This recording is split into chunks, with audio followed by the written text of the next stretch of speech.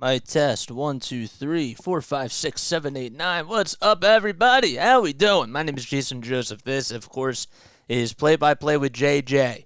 All right, if you guys are brand new to my channel, well, I'm going to explain to you guys what we do here. Okay, so we do almost every single Phillies game. We call play-by-play for them. We also do 76ers basketball, Flyers hockey, and Patriots football as well. So if you enjoy any of those teams, any of those sports, please make sure that you like, subscribe, and hit that bell icon too, so that way you know when I go live or when I upload. We got a pretty good crowd of people on here today. I saw that we had 16 people on here. My cousin David is here. Shout out to cousin David. I see Corey's on here. Larry's on here. Hello, everybody. OTW. What's up? Wait, is that OTW or CIX? My eyes are getting bad. That's not good.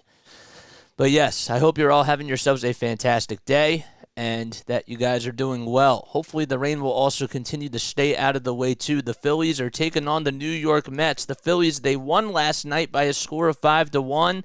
They got 2 runs in that first inning. It all started because of an error out in center field by Brandon Nimmo. And Bryce Harper would then eventually get a bloop single to score Kyle Schwarber, who got on from that error. And then Bryson Stott would hit a sac fly to give the Phillies a 2-0 lead. And from that point on, it was just pretty much almost game over. The only run that the Mets got was on a solo homer by Brandon Nimmo. And I really thought that Taijuan Walker just went out there, took care of business, and just kept his foot on the gas pedal. He continued to pick up where he left off, and he's been really, he's been like one of their best pitchers over the last 5 games, and that's just been an incredible thing to see on a game where you really didn't want to go to the bullpen that much and, you know, try to have your starting pitchers go really deep. I thought that he answered the bell, and he did everything that the best that he possibly could. Today, it'll be a little bit of a different story, as the Phillies have Christopher Sanchez, and we'll get to him in just a few moments, but I wanted to also talk a little bit about Kodai Senga yesterday because he started off pretty good, and the Phillies, they were able to make him pay in that first inning from the air out in center field by Brandon Nimmo, but other than that, he pitched pretty dominant, and the Phillies were not really able to get a whole lot of runners in, and they just didn't necessarily play their best brand of offensive baseball at the plate. You know, they continue to leave guys in scoring position, and Bryce Harper continues to struggle, but hopefully they try to turn the ties today. Trey Turner did get a big base hit, though, in that 6th inning with the bases loaded, so that was really nice to see. But as far as the Phillies, as far as the hitting goes, they just have to be better at the plate. Show more plate discipline and try to just take Max Scherzer deep into counts and fight off pitches. That's going to be the main key for today. Christopher Sanchez will get another start on the bump for the Phillies, and as my cousin David just mentioned in the chat, he does have an opportunity to solidify himself as that 5th starting pitcher today. I think that this is going to be a really big test for him because I don't necessarily know if Dave Dombrowski is going to go out there and try to get another arm. So it's going to be interesting to see how deep Christopher Sanchez goes, how long of a leash Rob Thompson is going to have on Sanchez, and how the Phillies can do at the plate to try to give him some run support. If they could do that, I think that would be a huge, huge plus for sure. So Christopher Sanchez has taken on Max Scherzer, and Scherzer has had a lot of success against the Phillies. The Phillies have really struggled off of him. He strikes out a lot of batters in the Phillies lineup, and they just have to do a really good job. All right. So we got CIX on here. Thank you for subscribing to the channel. We also had somebody else that subscribed. Make sure that you shout yourself out so that way I can shout you out. All right, let's go over the starting lineups, shall we? Because first pitch is just about ready to get underway. Brandon Nimmo is leading things off out in center field. Starling Marte is the right fielder. This is all for the Mets as they're batting first. Francisco Lindor is the shortstop. He's batting third. Pete Alonso, the polar bear himself, batting in the cleanup spot. Tommy Pham is at the DH. Alonso's over at first. Francisco Alvarez, that is playing at the catcher position, and he's hitting 6th. Mark Hanna is back in the lineup today. He did not get the start last night out in left field, so he's playing in left field today. Luis Guillermo is over at second base, and Danny Mendrick is batting 9th. Guillorme. I don't know why I said that wrong, but I apologize. So it's Nimmo, Marte, Lindor, Alonso, Pham, Alvarez, Canna, Guillorme, and Medrick. And they will be facing Christopher Sanchez. Sanchez in 2 starts has a 3.24 ERA and 8.1 innings of work. He has 10 strikeouts in those 8 innings, and opponents are hitting 194 against him. Nimmo did homer in last night's game, and he had the E8, as I mentioned, as well. But he continues to be a really good leadoff hitter for this Mets ball club. Shady J, what is up? Mr. Rocky, how we all doing in here? I'm so happy that you guys have been able to join me, and I can't wait to see another game of baseball with you guys. Comment down below. Feel free to talk things over in the chat. And, we'll get things going hopefully pretty soon. There's Pete Alonso in the dugout. Phillies come into today, according to Fox Bet Sportsbook, they're at plus 100. And the over-under is at 9.5 runs. The Mets, on the other hand, they are the favorites because Max Scherzer is on the bump, and they are minus 133. So, not really too much of a spin on the Mets, but they're still favored to win today. Problem is, though, is that the rain is supposed to be on and off today, and hopefully there's no delays for sure. The last time I saw the weather forecast, they said that it was supposed to start raining again at 5 o'clock, but can't predict the weather. We can only do what we can. That's how it goes. Vogelbach looks more like a polar bear than Alonso, says Lawrence. Says Larry. That's funny. Yeah, he's been struggling for them, so that's been a big issue for the Mets. The Mets also did trade Eduardo Escobar. Ariel Greenspan, man, he broke the news yesterday while we were on, and it was so weird because even the Apple TV cast didn't even show it, which is really odd. So Christopher Sanchez hasn't faced the Mets this season, but Walker, talk a little bit more about him. He went 6 innings last night, only allowed 1 earned run on 91 pitches, and had 5 strikeouts. So that was really great to see. And the Phillies, they did gain a game against the Atlanta Braves because the Braves lost last night to the Cincinnati Reds by a score of 11-10. So Sanchez is on the bump. The first pitch is underway, and it's taken right at the knees for a called strike. That was a 94-mile-per-hour fastball. The 0-1 in the dirt for ball 1. Nimmo hitting .278 with 8 homers and 33 RBI. Wearing his sunglasses, batting on the left side of the plate. The 1-1 on the outside corner, taken at the knees for a called strike. It was a slider coming in at 87 miles per hour. We'll go over the defensive lineup for the Phillies in just a few seconds. The 1-2 pitch, a high chopper, hit over towards second base. Turner fields it on a hop, throws over to first in time. Nimmo was out by half a step. A nice play by Trey Turner. As Brandon Nimmo can fly, and Turner just got over to it, was very patient with when the ball came down, barehanded it, and threw it over to first base to get the first out.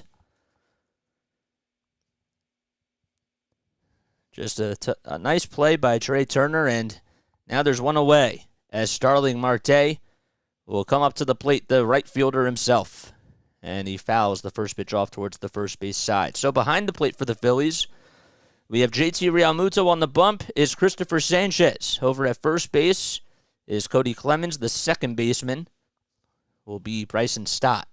And the 0-1 pitch, there's a high fly ball drilled out to deep left field. Forget about that one. It is long gone. A solo home run by Starling Marte. It's his 4th homer of the season. And he golfed that thing on out of here, and the Mets strike first in the top of the first. It went about 423 feet. They just crushed that thing. A hanging breaking ball. Marte was patient, and he drilled it on out of here.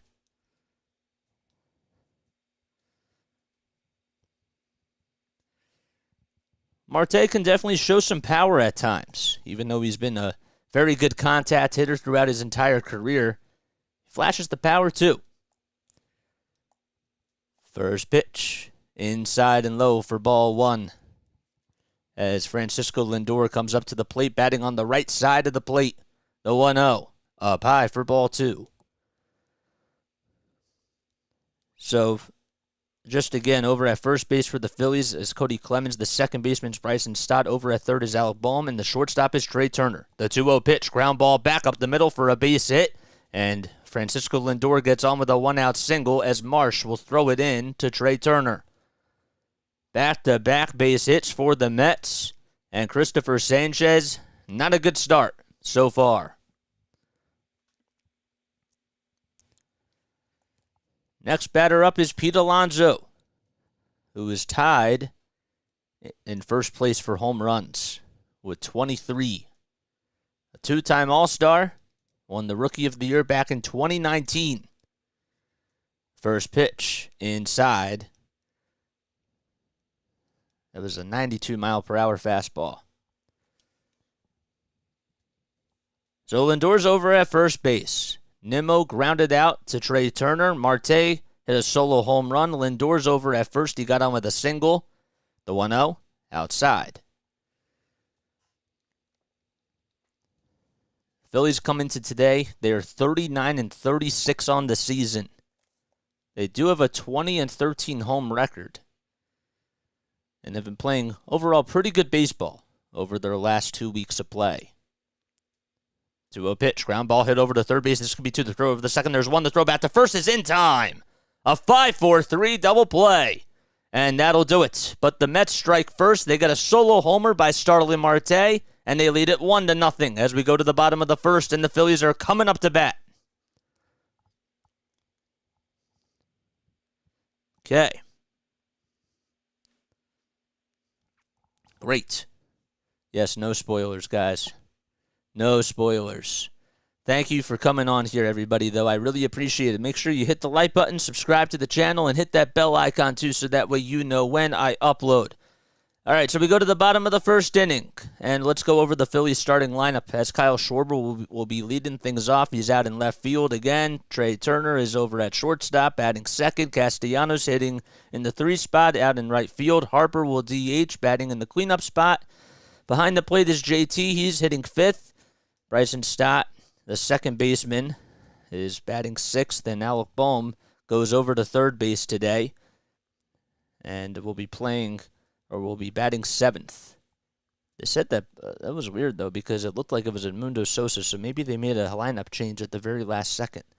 Brandon Marsh is playing in center field, and Cody Clemens is over at first base. Could have sworn that was Edmundo Sosa. Huh. Maybe they made a lineup change at the end. So once again, it's Schwarber, Turner, Castellanos, Harper, Realmuto, Stott, Sosa for now, Marsh, and Clemens. Let's double check, though, really quickly, because I would have gotten an update about that. Unless I missed it, which I usually don't. And this would never happen, like, during an actual game. So, hopefully, I got that correct. Because that would stink. And I feel so bad. Let's go over here. All right, let's go to the play-by-play, what happened in the very last half of the inning. Lindor out at second, yeah.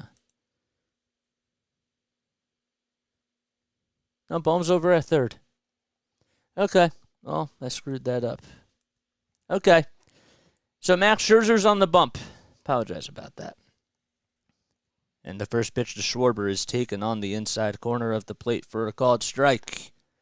All right, so we got to update the scoreboard. It's 1-0 New York as Max Scherzer is on the bump. The pitch, swing and a miss. All right, so let's refresh the page. There we go. 0-2 to Schwarber. Scherzer kicks, fires the next pitch on the outside corner, called strike 3. It was an 86-mile-per-hour slider, and the movement on that pitch was just absolutely filthy. And Schwarber goes down looking. It's the third time he has struck out in this series so far. Excellent pitch thrown by Scherzer. Went with a four-seam fastball, two four-seam fastballs, and then a slider.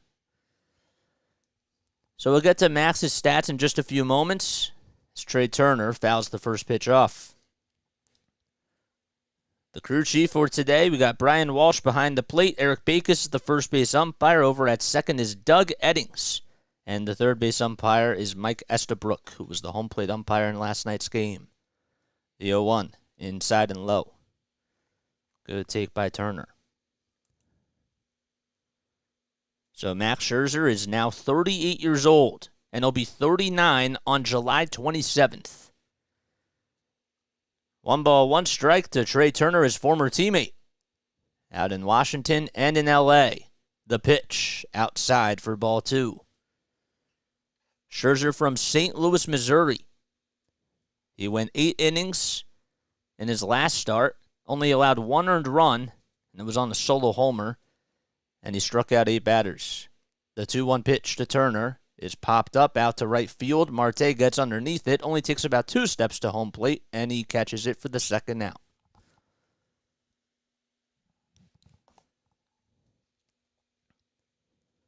So Scherzer is 6-2 on the season with a 4.04 ERA, 68 strikeouts, and a 1.16 whip as well. And he's gone in 64.2 innings. The 2 outings before the last one, he really struggled against the Yankees and the Braves. Here's Castellanos, and he takes the first pitch for a called strike. Nobody on, 2 outs in the bottom of the first inning. Castellanos hitting .310 this season. No balls, 1 strike. Scherzer gets the signs from Francisco Alvarez. Winds up and delivers. Outside and low, 95 on the gun. And that'll even the count at 1-1. Scherzer, before the outing against Houston, which is when he did go 8 innings, he only went 3.1 innings and gave up 6 earned runs against the Bronx Bombers. The 1-1 fouled off. Then he faced the Atlanta Braves. That was back on June 7th. And only went 5 2/3 of an inning. Gave up 11 hits and 5 earned runs.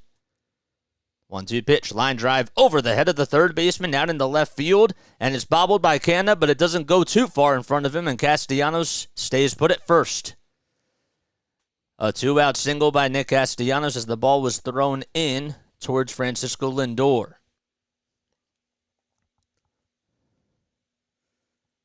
So Castellanos continues to have a red-hot bat for the Phillies. And Bryce Harper, whose batting average has plummeted down to .296. Trying to find a groove here as he's due up at the plate. Phillies down 1-0. Castellanos over at first. He got on with a 2-out single. The first pitch inside on a fastball at 90 miles per hour was a cutter.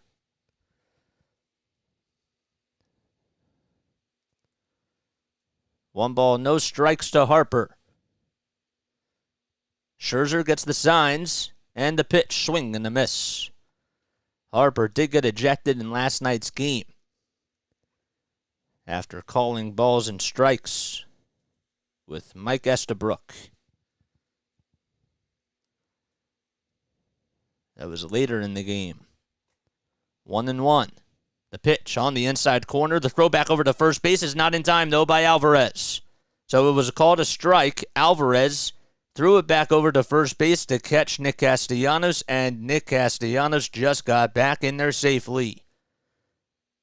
They actually called it a ball, but it looked like it was definitely on the inside corner of the plate, but it was nonetheless tough because the home plate umpire has to get out of the way. Brian Walsh. 2-1 to Bryce Harper. The pitch fouled back towards the screen. What's up, Jacqueline? What's up, Lomball? JJ, my best duck voice. Have a great game, brother. Oh, I appreciate that, man. I love you too, man. Appreciate you for coming on here. 2-2. Scherzer gets the signs from Alvarez. The next pitch inside for ball 3. Mr. Rocky, man, no spoilers in the chat, please. Definitely don't post any spoilers, my guy. 3 balls, 2 strikes to Bryce Harper. It's a full count. 2 outs in the bottom of the first. Phillies trail 1-0. The pitch, outside and low for ball 4. Castellanos goes over to second base. He's in scoring position, and Harper gets on with a 2-out walk. Good at-bat by Bryce Harper. He has gone fishing after some pitches that have been out of the zone, so it was nice to see him be a little bit patient there. And JT due up next.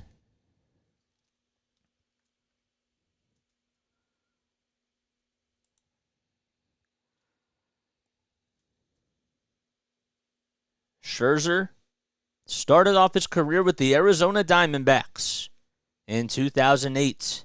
Spent 2 seasons with them and then played 5 seasons in Detroit. First pitch to JT, fouled back. After that, he went to the Washington Nationals and played from 2015 to 2021 and got traded along with Trey Turner at the 2021 trade deadline to the Dodgers. No balls, 1 strike. The pitch, ground ball, foul down the third base line. So he signed with the Mets last season, and he was 11-5 with a 2.29 ERA and 173 strikeouts and 145 innings of work. He has over 3,260 strikeouts. The 0-2 outside for ball 1. Castellanos over at second base, Harper at first. 1 ball, 2 strikes to JT Realmuto, who's batting .255 on the season and hit for the cycle a couple of weeks ago. The pitch by Scherzer, fouled back on a 96-mile-per-hour fastball.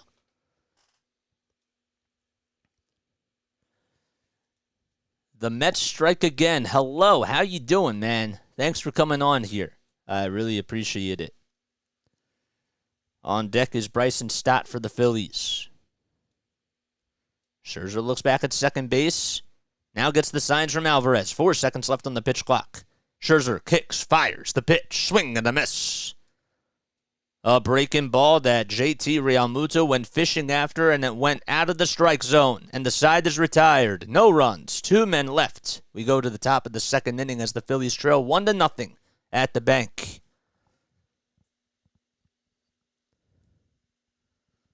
Okay. Alrighty. If you guys are brand new to my channel, make sure you like, make sure you subscribe, hit that bell icon too, so that way you know when I upload. Come on for almost every single Phillies game. We also do 76ers basketball. We do Patriots football and Flyers hockey too. The Phillies whopped us yesterday. Yes, that's what the Mets strike again says. I mean, I don't know if we whopped you guys. I just think that the Mets struggled, and the Phillies took advantage of their errors, and that's what baseball is all about. That's what sports is all about. It's about capitalizing on your mistakes and which team or which opponent can capitalize first and that type of a thing. So that's how I look at it. How many people do we have on here? We got 33 awesome people on here. That's awesome. If you guys would like to donate to the channel, okay, you guys don't have to, but if you go to the comment that's pinned at the very top of the live chat, you can certainly donate via Venmo. The link is over there. And also, if you don't have Venmo and if you have PayPal, you can totally do that too. The link to that is posted in the LINKTREE along with the Venmo account too. And you can also go follow all my social media platforms for Play-by-Play with JJ on that link as well. Yes, 35 people on here. Please wait for the commercial break to end, says Verizon. Alrighty, cheers. Let's take a sip of water.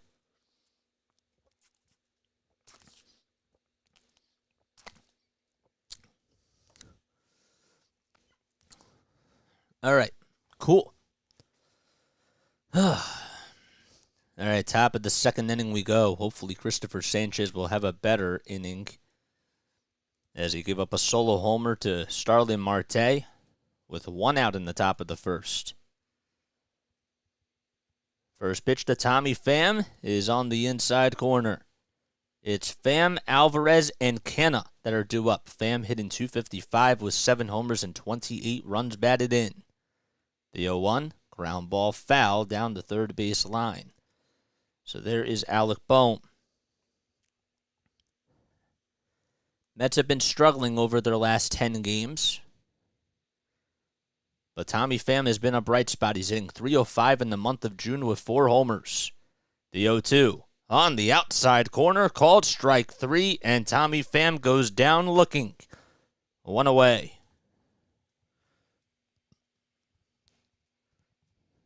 Looked like it was a curveball thrown by Sanchez. And Pham did not want to have anything to do with it. And he goes back to the Mets dugout. Francisco Alvarez up. First pitch. Oh, man, a slider that was inside and low, and Francisco Alvarez got fooled. There's Buck Showalter, who's third among most active managers in wins, with 1,686 total wins in his career. The pitch fouled off.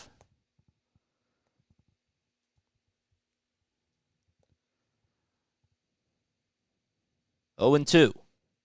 Sanchez in the stretch. The next pitch, another swing and a miss. It was really a foul tip into the glove, but nonetheless, 2 Ks in a row for Christopher Sanchez. The off-speed pitches are looking pretty solid during these last 2 at-bats. Reds are on a tear, says Larry. And they are. Here's Mark Canha, who walked his only time up last time, and that was in last night's game. Swings at the first pitch. It's popped out to right field. Castellanos shimmies over towards his left, and he makes the catch for out number 3. The side is retired. We go to the bottom of the second inning. 3 up, 3 down in the top of the second, and the Phillies trail 1-0. Okay. Boom 20. Thanks, guys. Thank you. I appreciate it, man. What is good, everybody? We got 36 people on here. Hit that thumbs up button and hit that subscribe button, too. We want to get to 600 subscribers, and we want to have 600 people join the play-by-play with JJ family. That would be really awesome. All right. Already knocking at the door in the first inning, says James Jeffers. That's what it looks like, for sure. Larry says that was a 5-pitch inning for Sanchez. Yep, that was really good to see. Splinter says, anyone know if De La Cruz is related to our De La Cruz? Carlos De La Cruz? I think so. But do not quote me on that. Do not quote me on that. Because I should know, but I do believe so. Eddie wants to know. Eddie, thanks for coming on, man, on Facebook. How did Rowan have a broadcasting program? They had a radio, TV, film program, and then I switched into the broadcasting program, and I got very lucky. I was really fortunate. So I could have graduated after 4.5 years, but I said to myself, if this is only going to take me 2.5 years, because my advisor told me about it, I said, I'm going to do it. And I lucked out. I seriously got very fortunate, because I would have graduated during the pandemic, during lockdown, and it worked out because I got more experience that way. Got to be able to call Blue Rocks and Blue Coats games and was really, really fortunate. So, Mr. Rocky says, living in a state blue world. And Larry says, Stott hit Scherzer very well. Yep. All right, so Stott will be leading things off. It'll be 6, 7, and 8 due up for the Phils. Bryson will take the first pitch on the outside corner as we go to the bottom of the second inning. Stott hitting .295, just like the interstate highway. That was a bad joke. The 0-1, swing and a miss. They did just get done repairing I-95, which was beautiful. 0-2 to Stott. The pitch. up high by Max Scherzer. Scherzer threw 22 pitches in the first inning. Winds up, and the 1-2 pitch fouled back. Mr. Rocky, are you singing the Bryson Stott's walk-up song? Are you doing that in my chat? That's funny. Super quick repair job. Yes, absolutely. Scherzer in the stretch, and the pitch is inside. Almost got Bryson Stott on the foot as he dodged out of the way. 2-2.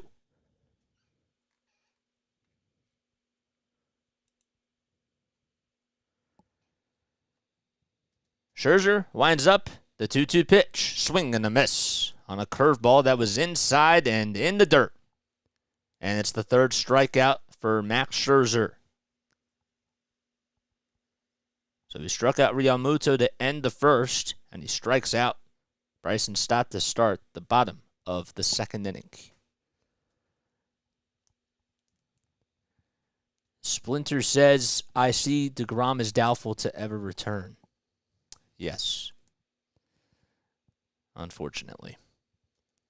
First pitch to Alec Boehm is on the outside corner as he is due up next. Boehm hitting .264 with 7 home runs and 46 RBI. The pitch on the inside corner at the knees for a called strike.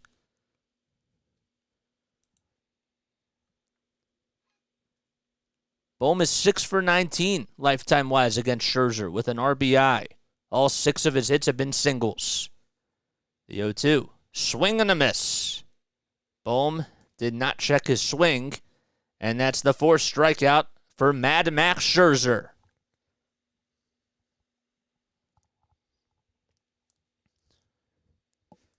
The pitch was outside and low. It looked like it was another curveball. It's funny because he went with an inside curveball that went in the dirt and disappeared like it was a magic trick to strike out Stott. But that time he went outside. Brandon Marsh comes up. Pitch number 1 at the knees, a 94-mile-per-hour fastball. And it's an 0-1 count. Scherzer not wasting any time. Kicks, fires the pitch. Up high. Marsh is continuing to swing the bat really well over the last 3 games. He had 3 hits in last night's game. 1 ball, 1 strike, nobody on. 2 outs in the bottom of the second. Scherzer in the stretch, and that one is way up high and inside.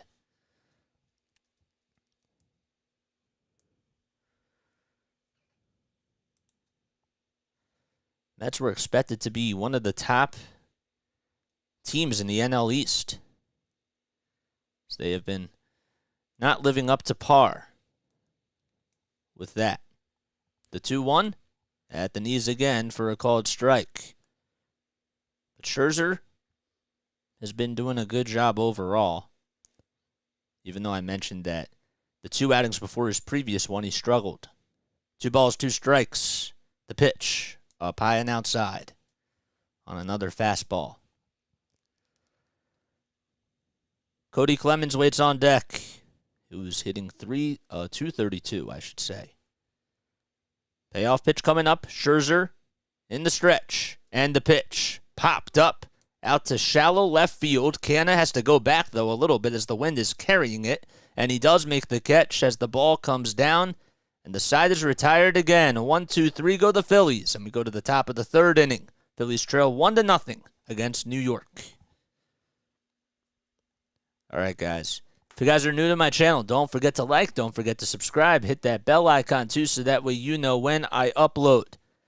Yeah, I saw that DeGrom has to get Tommy John surgery. It's really unfortunate for him because we all know how great of a pitcher he is. And he's somebody that has dealt with the injury bug for a really long time. In the same sense, Steven Strasburg's kind of like that too, except DeGrom, obviously, more dominant. But Steven Strasburg injuries really did set him back as well. All right, so it is time. We go to the top of the 3rd inning. So for those of you that are new to my channel, in the top of the 3rd, we wish players and former athletes a happy birthday on this calendar that my sister gave me. My awesome sister, shouting her out. Her name is Alyssa Joseph. She's awesome. I love her so much. All right, so we do birthdays in the top of the third, and in the bottom of the third, we have our fun fact of the day. Then we do our scoreboard updates in the fourth, the top of the fourth, and the top of the eighth. Then we do our Phillies trivia in the top of the seventh, and in the bottom of the seventh, we reveal the answers. So we're in the top of the third. Let's cut to the chase. So today is June 24th. It's Saturday, June 24th. And we have to wish the following people a happy birthday. We got Lionel Messi. It's his birthday today. Happy birthday to him. Wayne Cashman. Happy birthday to Wayne Cashman. Sam Jones. Sam Jones would have been 90 today. And Billy Casper was born in 1931. Happy birthday to him, too. Jack Dempsey. Today is his birthday. He was born in 1895, so he would have been 128 years old today. Wow. That's absolutely wild. So happy birthday to all of those people that are out there. Yes, Mary Krimble. Is today his birthday, too? I didn't know that. Craig Krimble. Who's Mary Krimble? I don't know who Mary Krimble is. Luis Gilmore is due up. And the pitch fouled off.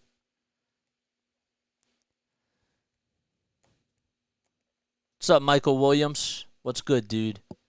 How we doing, man? Thanks for coming on here. 1 ball, 2 strikes. Sanchez kicks, fires the pitch. Fly ball out to right center field. Marsh on the run, and he can't get there.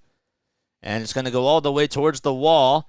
Rounding second base and going over to third is Guillorme. The throw is cut off by Trey Turner, and it's a triple by Guillorme. Marsh just could not get over there. It just was a little bit out of reach, and it bounced all around, hit the Hatfield sign out in right center field, and it'll be a leadoff triple by Luis Guillorme.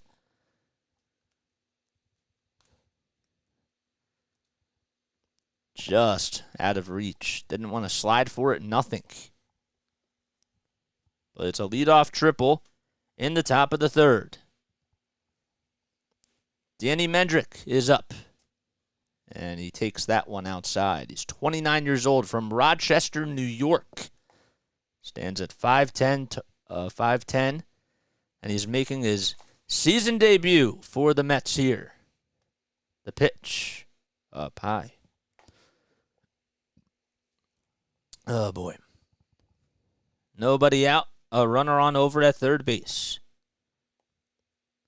The pitch inside and low for ball 2.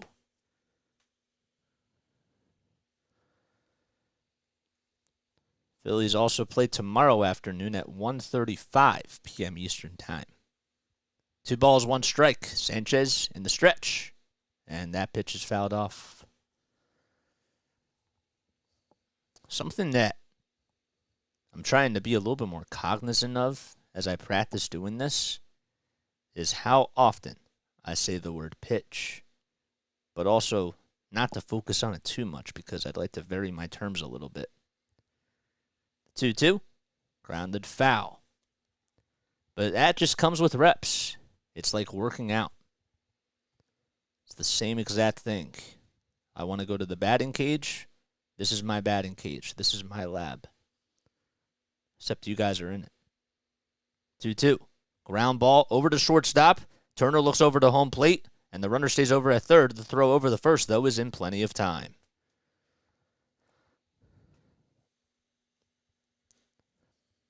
So Danny Mendrick first at bat at the big league level. He grounds out the shortstop. Yes, the Phillies do have a long road trip after tomorrow. So Eduardo Escobar got traded during the game of last night's game. So the Mets send him over to the LA Angels. The pitch to Nimmo. It's grounded right through the hole past the third baseman Bohm into left field. And Guillorme comes in to score. It's an RBI single by Brandon Nimmo. The throw was cut off by Trey Turner, and the Mets have a 2-0 lead in the top of the third. Boy, oh boy. Just a perfect shot. Made some good contact with it. And that's all you got to do. Sometimes put it in the right spots. So Nimmo has driven in 2 of the 3 runs for the Mets in this series so far. Starling Marte, who delivered the first run of the game, had a solo homer in the top of the first. He's up at the plate. Nimmo at first. 2-0 Mets. The 1-0. Line foul down the right field line. There is 1 out in this top of the third inning. Christopher Sanchez with 32 pitches. KC, what's up, man? What's up, Kyle? I'm doing pretty good today, man. How are you doing? Thanks for coming on here, Kyle. 1 ball, 1 strike. Sanchez with the next pitch. It's lined out to right field, and Castellanos catches it on a string for out number 2. As Nimmo goes back over to first, and the throw is cut off by Stotts. So Marte hit the ball very sharply. It was just right at Nick Castellanos. Hit it on the nose, and Castellanos got him out. KC says, I'm at work, dude, not fun. Well, I'm happy that you're able to tune in, though, to the game. And thank you so much for coming on here. 2 away, and Francisco Lindor due up next. Batting on the right side. Pitch number 1, strike 1. Down the middle of the plate. Man, I gotta take a sip of water here.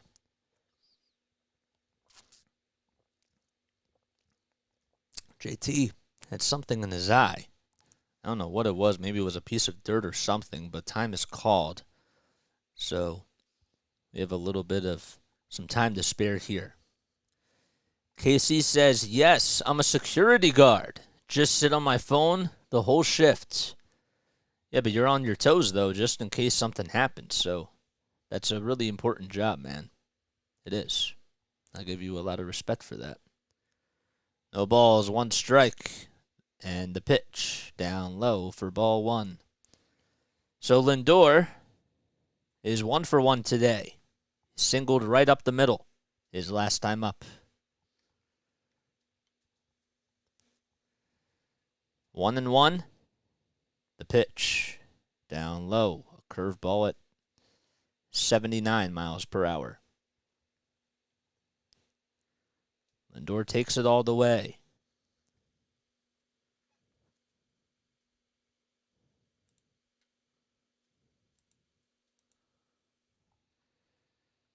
Two one. It's on the upper third of the strike zone. Another curveball, but that time he gets the call. Lots of 2s on the board. Mets lead 2-0 with 2 outs in the top of the third. It's a 2-2 count to Lindor. The pitch just laid off. And the count is 3-2.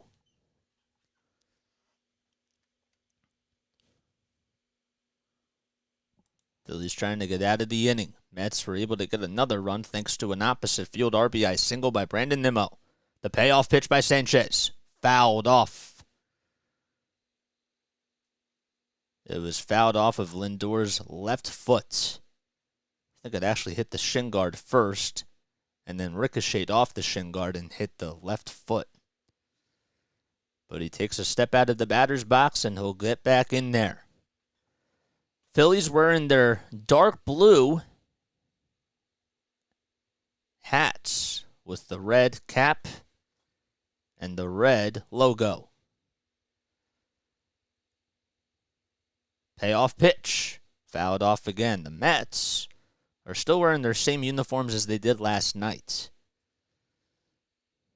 They have the blue batting helmets along with the orange logo at the top of the helmet.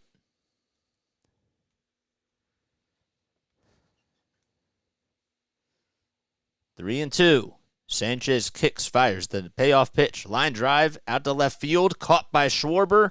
And that'll do it. As we go to the bottom of the third inning. Phillies trail 2-0. And Brandon Nimmo extends the lead on an RBI single. Phillies coming back up to bat in just a few moments. Okay. That could have gotten a little bit more ugly. All right, so it's time for our fun fact of the day. In case you guys are brand new to my channel, though, hit that thumbs up button, hit that red subscribe button, and also the bell icon too, the ding, ding, ding icon, so that way you know when I go live for a Phillies, Flyers, Patriots, or Sixers cast. All right, so today is June 24th, and on June 24th, 1965, so that was 58 years ago, Willie Stargell collected 3 homers for the Pittsburgh Pirates during a 13-3 passing of the Dodgers at Dodger Stadium. The offensive outburst is particularly impressive considering the Dodgers' level of play, because they allowed only 41 homers in 81 games. 81 home games, in 1965. So Stargell homered in the first and the third inning off of Don Drysdale. And he bashed another one facing John Purdon in the 6th inning. And it's really crazy because right after that, Stargell narrowly missed a 4th homer when his drive falls 2 feet short of the left field wall. But that's what happened on this day in history. Willie Stargell, 3 homers for the Pittsburgh Pirates at Dodger Stadium. Almost hit 4. So, that is your fact of the day. All right. Yes. Ugh. Nope, I can't do it now. All right. So we'll have to do it after the bottom of the 4th. Cody Clemens comes up, shows bunt at the first pitch. It looked like it was down low as he took it back, but it's called a strike anyways. Max Scherzer with 38 pitches in 2 innings. 37 coming into this inning. No balls, 1 strike. The pitch. Pop up out to center field. Nimmo doesn't even have to move. He takes about 2 steps over to his left, and he makes the catch for out number 1.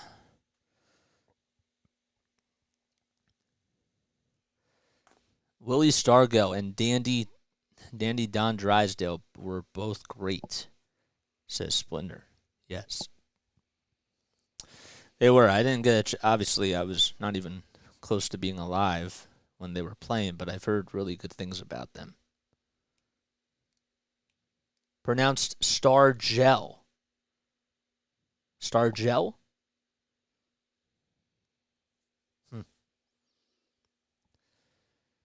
Well, lesson learned. Thanks, Kathy Ann. I appreciate that. See, this is why we get practice on here. Because what I should have done is looked over the facts and then just had the pronunciation right. Thank you. I appreciate that. All right, lesson learned. I'm going to write that down because that's what we do. Look over pronunciations so that I don't look stupid. 2 balls, no strikes to Kyle Schwarber. Sorry, we got a little carried away. The pitch fouled back. So Kyle's 0 for 1. He struck out looking in the first inning. Scherzer ahead in the count with 2 balls and 1 strike. He winds up, kicks, fires the pitch, swing and a miss. 94 miles per hour on a fastball that was outside and high.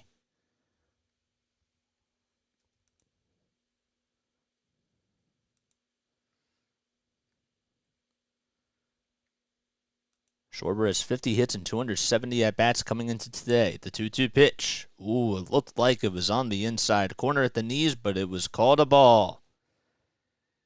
Schwarber dodged a bullet there. The Middletown, Ohio native himself has a full count on him. And is 4 for 15 against Scherzer lifetime-wise. The payoff pitch. Ground ball foul down the first base line. 2 of those 4 hits were homers. He has struck out 6 times against Scherzer, though, coming into today. But a 7-3-2 pitch. And make that 1-8 as he gets caught looking at strike 3 at the knees again for the 5th strikeout of the game by Mad Max Scherzer.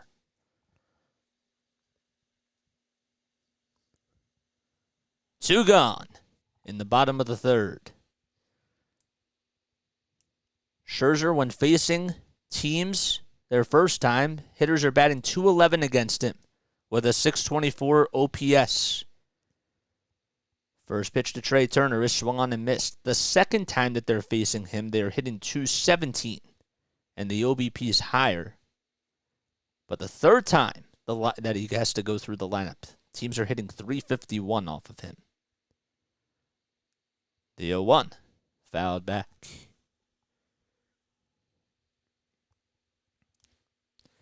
But those numbers, it's not just a coincidence for this year, because that's how it's been for over the last 4 years or so, even though he's so dominant on the bump. No balls, 2 strikes. Scherzer kicks, fires. Here it is. It's lifted out to right field. Not that deep, though. Marte goes over towards his left, and he catches it for out number 3. Another 1-2-3 inning for Max Scherzer. And we go to the top of the 4th. Phillies are down 2-0 against the Mets. All right. Oh, boy. All right, so we go to the top of the 4th inning, and that means it is time to look at the out-of-town scoreboard, which is what we're going to do right now. So in case you're just joining me, my name is Jason Joseph. Hit that bell icon. Make sure that you smash that thumbs up button and hit that red subscribe button as well. We need 17 more subscribers to reach 600, and we want to get more and more people to join our family. So let's take a look at the scores. So the Giants, they lead the Diamondbacks 2-1, and they are fighting for that NL West division, as the Dodgers are right on their tail. Giants have a 2-1 lead in the bottom of the 3rd. Phillies trail 2-0 against the Mets. The Mariners have a 2-1 lead in Baltimore. And that's in the bottom of the 3rd, so the Orioles are up to bat. Rangers and Yankees are scoreless in the bottom of the 3rd inning. Yankees are up to bat. Blue Jays and A's. Well, that's going to the top of the 3rd inning. Toronto has a 3-1 lead after Vladimir Guerrero Jr. last night hit his first homer at the Rogers Center. The Braves, they're up 3-0 against the Cincinnati Reds. What a game that was last night. The Reds won 11-10, and the Braves at one point had a 5-1 lead. Red Sox and White Sox are tied 1-1 in the bottom of the 3rd. And the Rays have a 4-3 advantage over Kansas City. Guardians are getting shut out so far, but it's only in the bottom of the 3rd inning. They trail 2-0 against the Milwaukee Brewers. And the other game that's going on is the Pirates and Marlins game. And so far, nobody has blinked as they're in the top of the 4th. Astros and Dodgers play at 7:15 p.m. Eastern Time, along with the Twins and the Tigers. And at 8:40, Nationals and Padres will take on one another. The Padres scored a lot of runs in last night's game. And the Angels and Rockies play at 9:10 p.m. Eastern Time. The Cubs did beat the Cardinals today by a score of 9-1, and that's the only final score that we have. And we go to the top of the 4th. Pete Alonso due up. The first pitch was a called strike. The second pitch by Christopher Sanchez is at the knees for a called strike. Alonso is 0 for 1 today. He grounded into a 5-4-3 double play to end the first. 0-2. Sanchez kicks, fires the pitch down below the knees. The Mets were 3-5 when Pete Alonso missed 8 games. He was on the injured list. Went on with a bone bruise in his left wrist.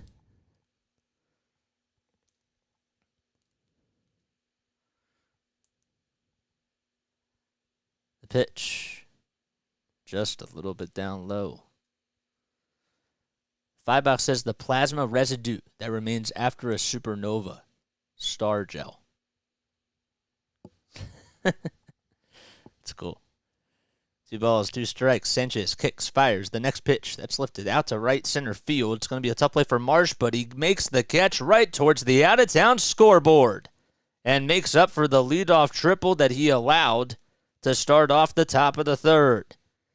Did not make that same mistake, and Pete Alonso got robbed on extra bases. It was towards the alleyway, and Brandon Marsh did a good job at tracking that one down. He didn't even have to slide, and he just made the catch. And Alonso is 0 for 2 now. Tommy Pham is due up, and he takes a look at the pitch for a called strike at the knees. He struck out in the second inning. Looking. The 0-1. He gets caught looking at the slider at the knees again.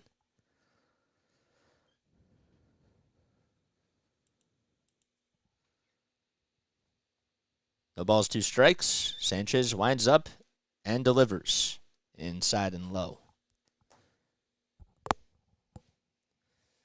All right, so after this inning is done, I am going to take a quick step off and take a quick break.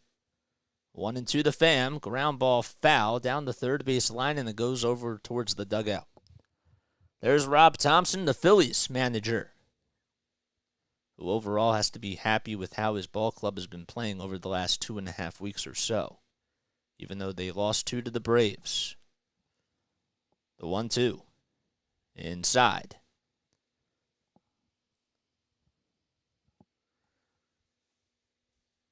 Two balls, 2 strikes to Tommy Pham.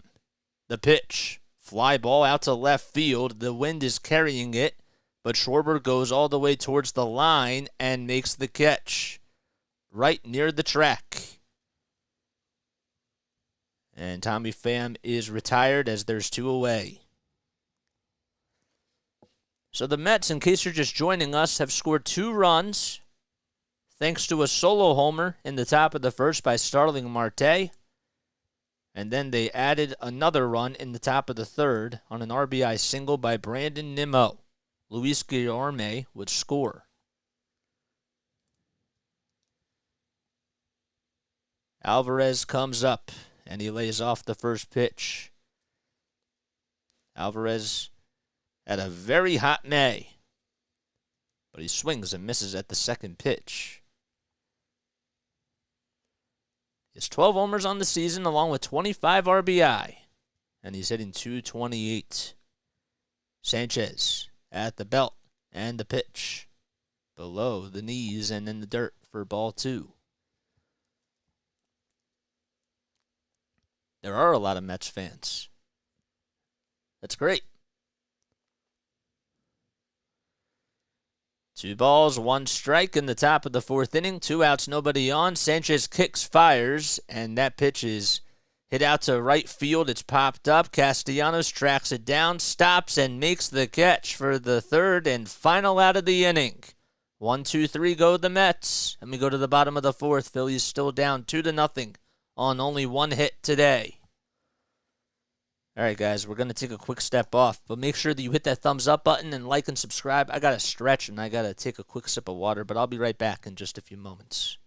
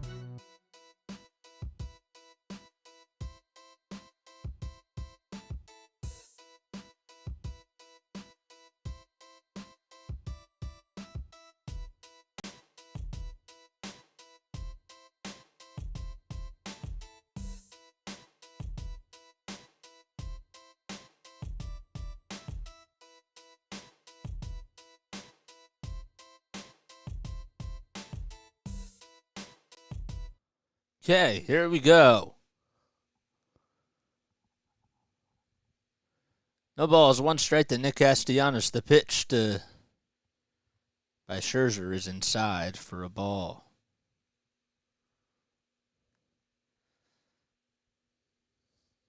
Mr. Rocky, no spoilers, man.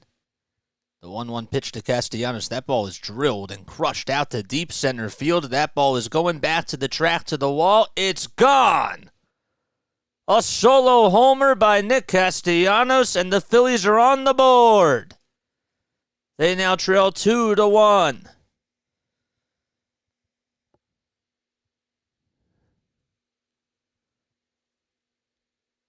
"444 feet.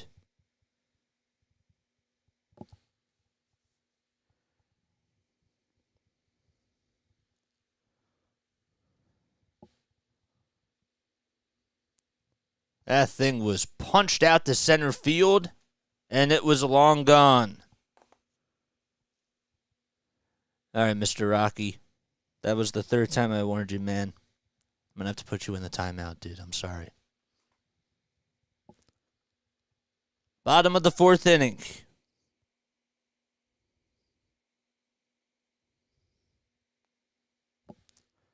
And the first pitch, it's taken inside and low for ball one.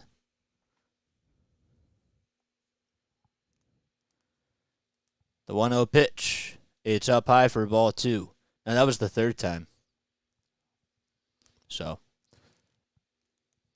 2 balls, no strikes. Harper walked his last time up, and the pitch is inside and low for ball three. That'll make the count 3-0.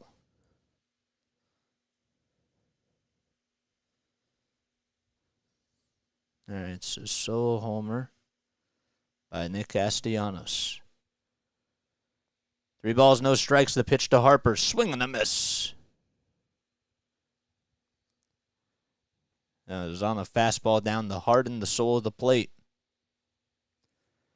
So the Phillies trail 2-1 in the bottom of the fourth. 3-1, the pitch. Popped up out to shallow left field. And on the run is Mendrick, and he makes the catch towards the tarp. Not an easy play. And Bryce Harper fouls out for the first out. He had to turn over his left shoulder. He ran back and made the catch.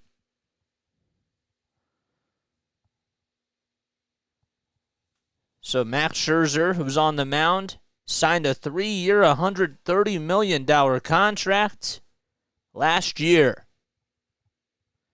JT Realmuto due up. He grounds this one over to shortstop. The throw across the diamond by Lindor is in plenty of time, and there's 2 away. So Harper fouled out to third base. And JT grounded out over towards shortstop.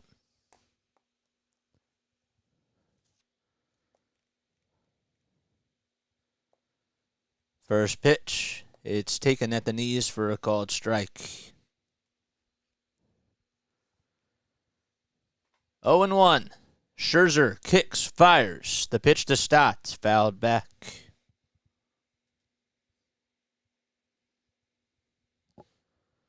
And the count is 0-2.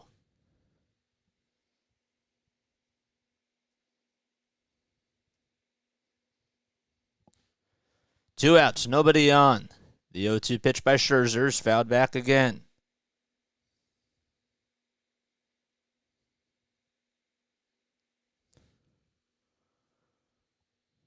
No balls, 2 strikes to Bryson Stott. The pitch by Scherzer, way outside for a ball.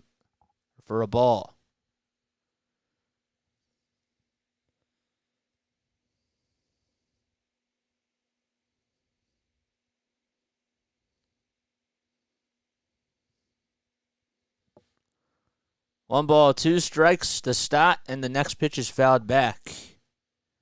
And we got to keep the chat clean, guys. That's what we got to do. 1 ball, 2 strikes. Bottom of the 4th, 2 outs.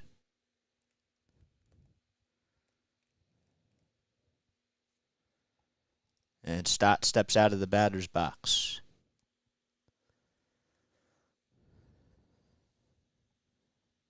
Stott did strike out in the 2nd inning. 63 pitches by Max Scherzer.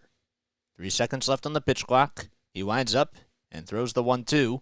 Lay it off. Oh, boy.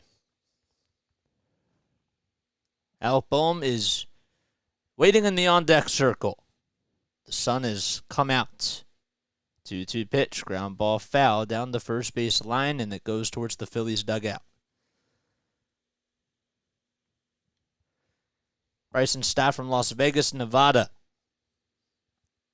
Got to see him play a whole lot for the Jersey Shore Blue Claws, and he's had quite a career so far. 2 balls, 2 strikes. The pitch, line drive over the second baseman's head in the right field.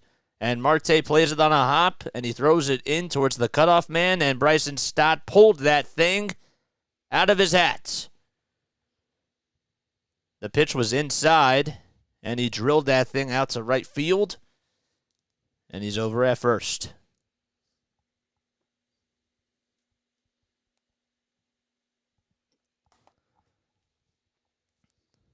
We're in the bottom of the 4th, and Alec Boehm is due up next. A runner over at first. That's the tying run. Boehm representing the go-ahead run. Pitch number 1. It's a curveball at the knees for a called strike. We got 41 awesome people on here. Thank you all so much for tuning in. I really appreciate all the love and the support. 0-1. Scherzer gets the signs from Alvarez. Kicks, fires the pitch. Popped up out to shallow right field in foul territory. On the run is Marte, and he runs out of room. Well, he couldn't make the catch as he didn't run out of room, but he just could not get over there in time.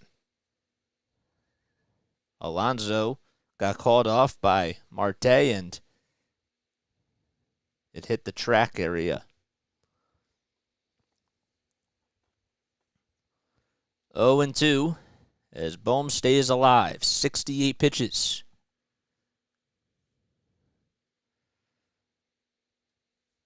Stott at first, 2 outs in the bottom of the 4th. No balls, 2 strikes to Boehm. Scherzer gets the signs again, throws back over to first, and the throw is not in time.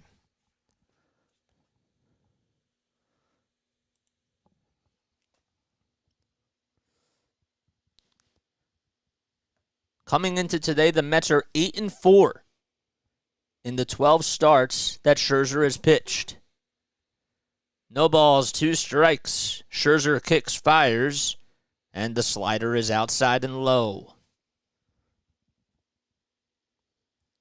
Scherzer overall has allowed 5 or more earned runs in his last 2 of 3 starts.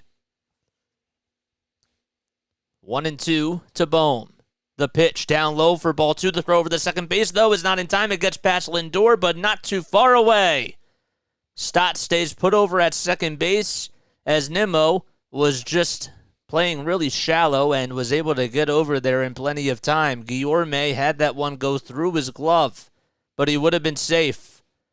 Bryson Stott swipes second. He got a good jump, and now he's in scoring position, and a base hit could tie the ball game.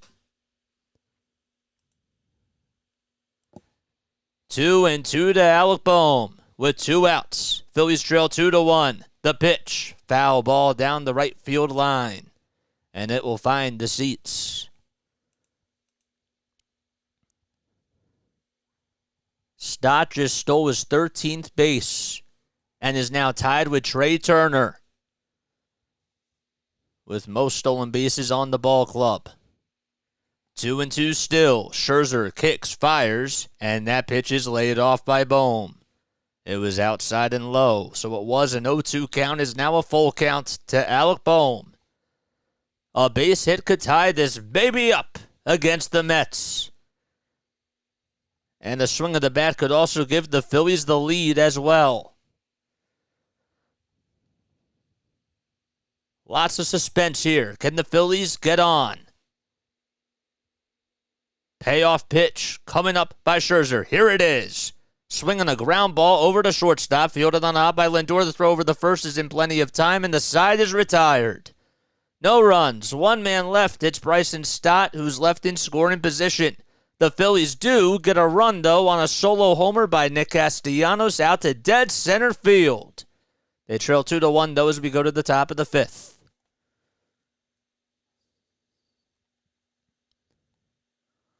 Okay. Good. Yep, that was nice. Just hope we can get a tie. That would be really good, but that's fine. That is what it is. All right, but yes, guys, definitely keep the chat clean. Definitely no profanity, and no spoilers for sure. We had to put one user in a timeout and had to kick somebody else, so we want to try to keep it clean and just keep it friendly, man. That's all that we have to do. So, but yes, cool stuff. If you guys are brand new to my channel, though, and if you do enjoy my content, please make sure that you like and subscribe and hit that bell icon as well. All right, we need 3 more likes, I believe, in order to reach 30, but I have to refresh the page. Yep, we need 3 more likes in order to get 30 likes, and we need 17 more subscribers, man, to have more people join the Play-by-Play with JJ family. So come on, come and join. If you love the Phillies as much as I do, if you love the Sixers, the Flyers, the Patriots, become a member today and hit that subscribe button. For those of you that don't know me, we got 50 people on here. So my name is Jason Joseph. This is Play-by-Play with JJ. Okay, I started this channel 6 months ago. We've been calling Sixers basketball, Patriots football. We haven't called any Flyers games yet, but next year we will. We do produce Flyers content. And please make sure, and we also do Phillies games too. I was going to say something. Yes, so I called Wilmington Blue Rocks games. They're the minor league high affiliate of the Washington Nationals. I graduated from Rowan last spring, Rowan University, with a sports broadcasting degree. And I also got a wonderful opportunity of calling Delaware Bluecoats games. They are the NBA G League affiliate of the Philadelphia 76ers. All right. I don't want to toot my own horn. James, I'll get to your question after the break, for sure. No balls, 1 strike to Mark Hanna as Christopher Sanchez is out there for his 5th inning of work. Superstar Sibs, thanks for coming on here and thanks for subscribing to the channel. 1 ball, 1 strike, the pitch. Line drive into right field. It is a fair ball. Nope, it's a foul ball. It's ruled as a foul ball. I didn't see any sort of signal by the umpire, but it looked like it hit the line to me. But it must have been foul. We have to get a replay of this. It is a 1-2 count, though. And Canna has to go back over towards home plate, and he does. So it's ruled as a foul ball. Thank goodness. So you got to call Mac McClung. I'll get to your question. I'll get to your questions during the break, I promise. No, I did not. I did not get to see Mac McClung this year. 2 balls, 2 strikes as the next pitch was inside. Sanchez kicks, fires the pitch. Ground ball down the third base line, and it's fouled off again. Mark Hanna, the former Oakland Athletic himself, came on to pinch hit in last night's game and walked. Yeah, I got you, though, James. 2-2 pitch. Line drive fouled off down the third base line. So, no, I did not get a chance to call Mac McClung's games last year because I graduated.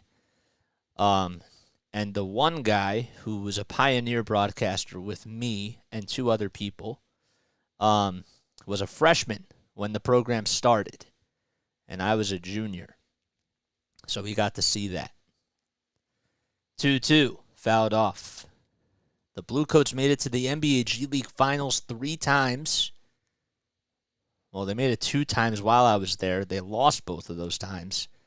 And then he got to see them win during his junior year. 2-2 pitch. Another foul ball that was chopped down the third base line. But I did get to see Paul Reed. Did get to see Jaden Springer. Phillies, the Sixers have talent. 2-2. On the outside corner, called strike 3, and Mark Hanna goes down looking. The third strikeout of the day for Christopher Sanchez. And Hanna goes back towards the dugout.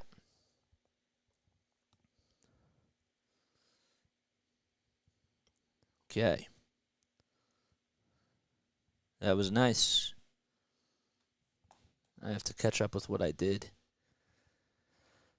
But yes, 1 away in the top of the 5th. Guillorme is due up. Takes that one up high.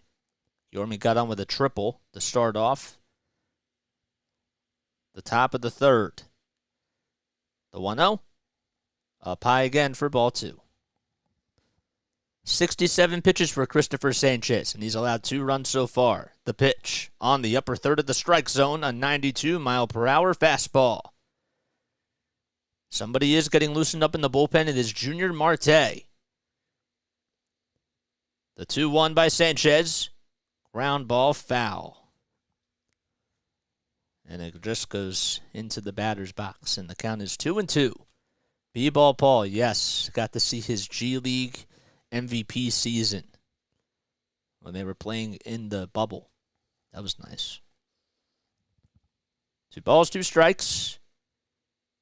Sanchez kicks, delivers the pitch. Foul tip into the glove, and another strike 3. 4th strikeout for Christopher Sanchez. Back-to-back Ks in the top of the 5th, and there's 2 outs. Good slider, had a lot of great velocity. Guillorme couldn't catch up to it, and, well, that's what you want to see out of Christopher Sanchez. You want to see him try to throw different types of pitches, and he's looking pretty good. The first pitch, the Mendrick, is swung on and missed. Danny Mendrick had a really nice catch off of Bryce Harper's foul ball. In the 4th, the 0-1. Inside. Pretty good crowd at Citizens Bank Park. Another sold-out crowd. The sun is coming out. There were rain clouds, and the sun has definitely come out. It's the 1-1.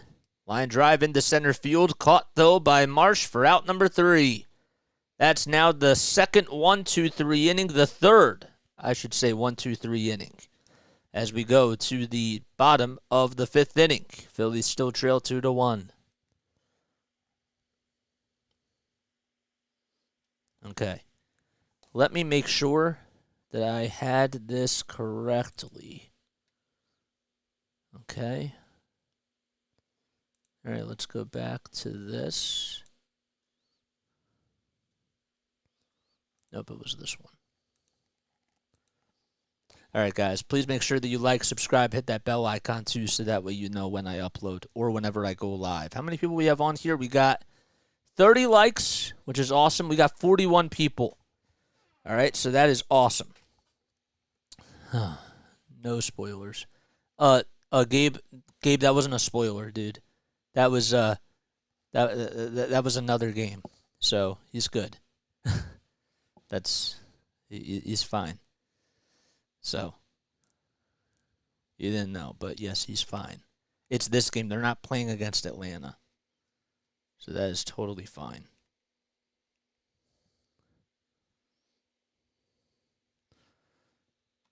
All right. 584 subscribers. Nice.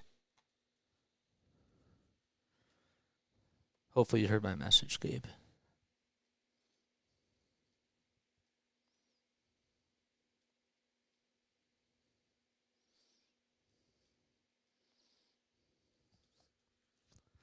Miss Judy, what's up? Thanks for coming on here. I appreciate you for doing that. I saw that you messaged me on Facebook. I have not been able to respond, but yes. Oh, okay. Okay, I understand what you're doing, Gabe. Okay. Thanks, dude. Yes. Donkey Squad, what is good, dude? Thanks for coming on here. I appreciate it. Guys, hit that thumbs up button. Go subscribe to Miss Judy's channel, please, for sure. And definitely make sure that you guys do that. All right, Phillies, they're down 2-1. As Brandon Marsh will lead things off, and he lifts that one out to right field. It's going back to the scoreboard, and it's off the top of the wall. Marsh getting a good jump. He'll go over to second base, standing in there. Marte's throw is cut off over at second base by Luis Guillorme. It's a leadoff double in the bottom of the fifth, as the Phillies are able to punch their way into second base. A hanging breaking ball, and Marsh got it inside, and he got the good barrel of the bat to go there. Hit right off of the scoreboard. And Cody Clemens due up next. The tying runs at second. Clemens lines the first pitch down the first base line. It is just foul, though.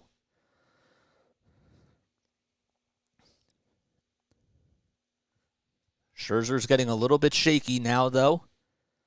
I'm doing pretty good, Miss Judy. How are you? I really appreciate you for coming on here. No balls, one strike to Clemens. And the next pitch up high and outside. Cody flied out in the third inning. His batting average is at .230. He does have 4 homers and 13 RBI. 1-1. Scherzer looks back at second to keep Marsh in check. The pitch to Clemens. Foul ball down the left field line.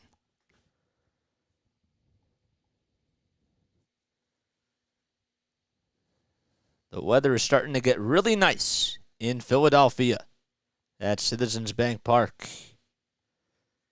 Scherzer with 77 pitches. Doesn't have an out recorded yet in the bottom of the fifth. The 1-2 to Clemens. Outside and low. A slider at 84.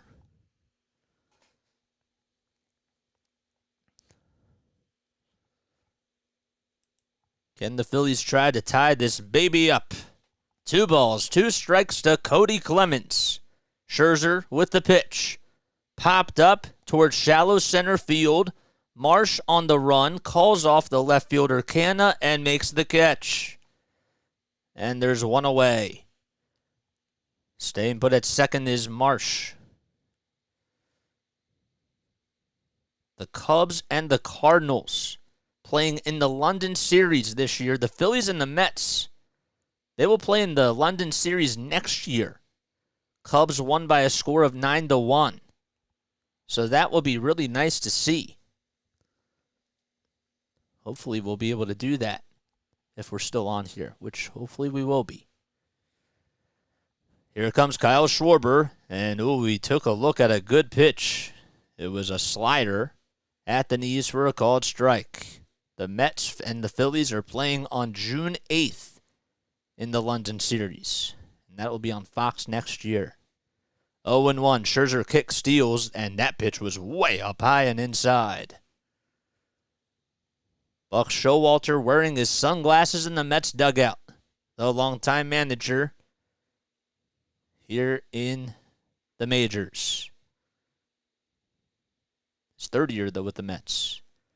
1-1. The next pitch to Schwarber is lined foul. That was a long foul. Heads up.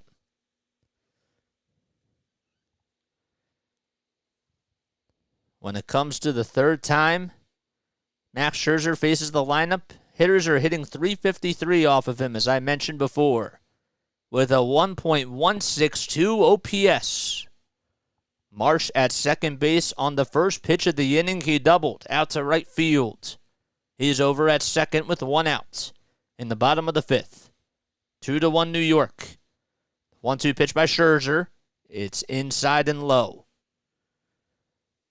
Guy was 0 for 2 today. He's hitting .184 in the leadoff spot for the Phillies with 20 homers and 41 RBI, but the OPS is at .783. So he does get on a lot as he draws walks. 2 balls, 2 strikes. Marte getting loosened up in the bullpen. The pitch by Scherzer. Oh, man, that was outside, but it's called a strike three. The 6th strikeout of the day for Max Scherzer. That pitch was off the plate, but Scherzer gets the call. 2 gone. That was at least a foot off the plate according to StatCast. That is the 3rd time today that Schwarber has gone down looking. And Trea Turner is up now. Turner swings and misses at the slider that was low and away. Looked like maybe it was a changeup, actually. That was about a couple of feet off the plate.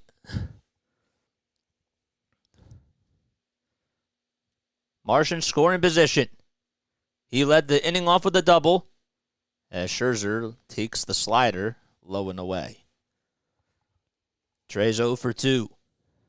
Flied out to right 2 times, and his batting average is down to .242. 75 hits and 308 at-bats coming into this game. The 1-1 up high and inside for ball 2.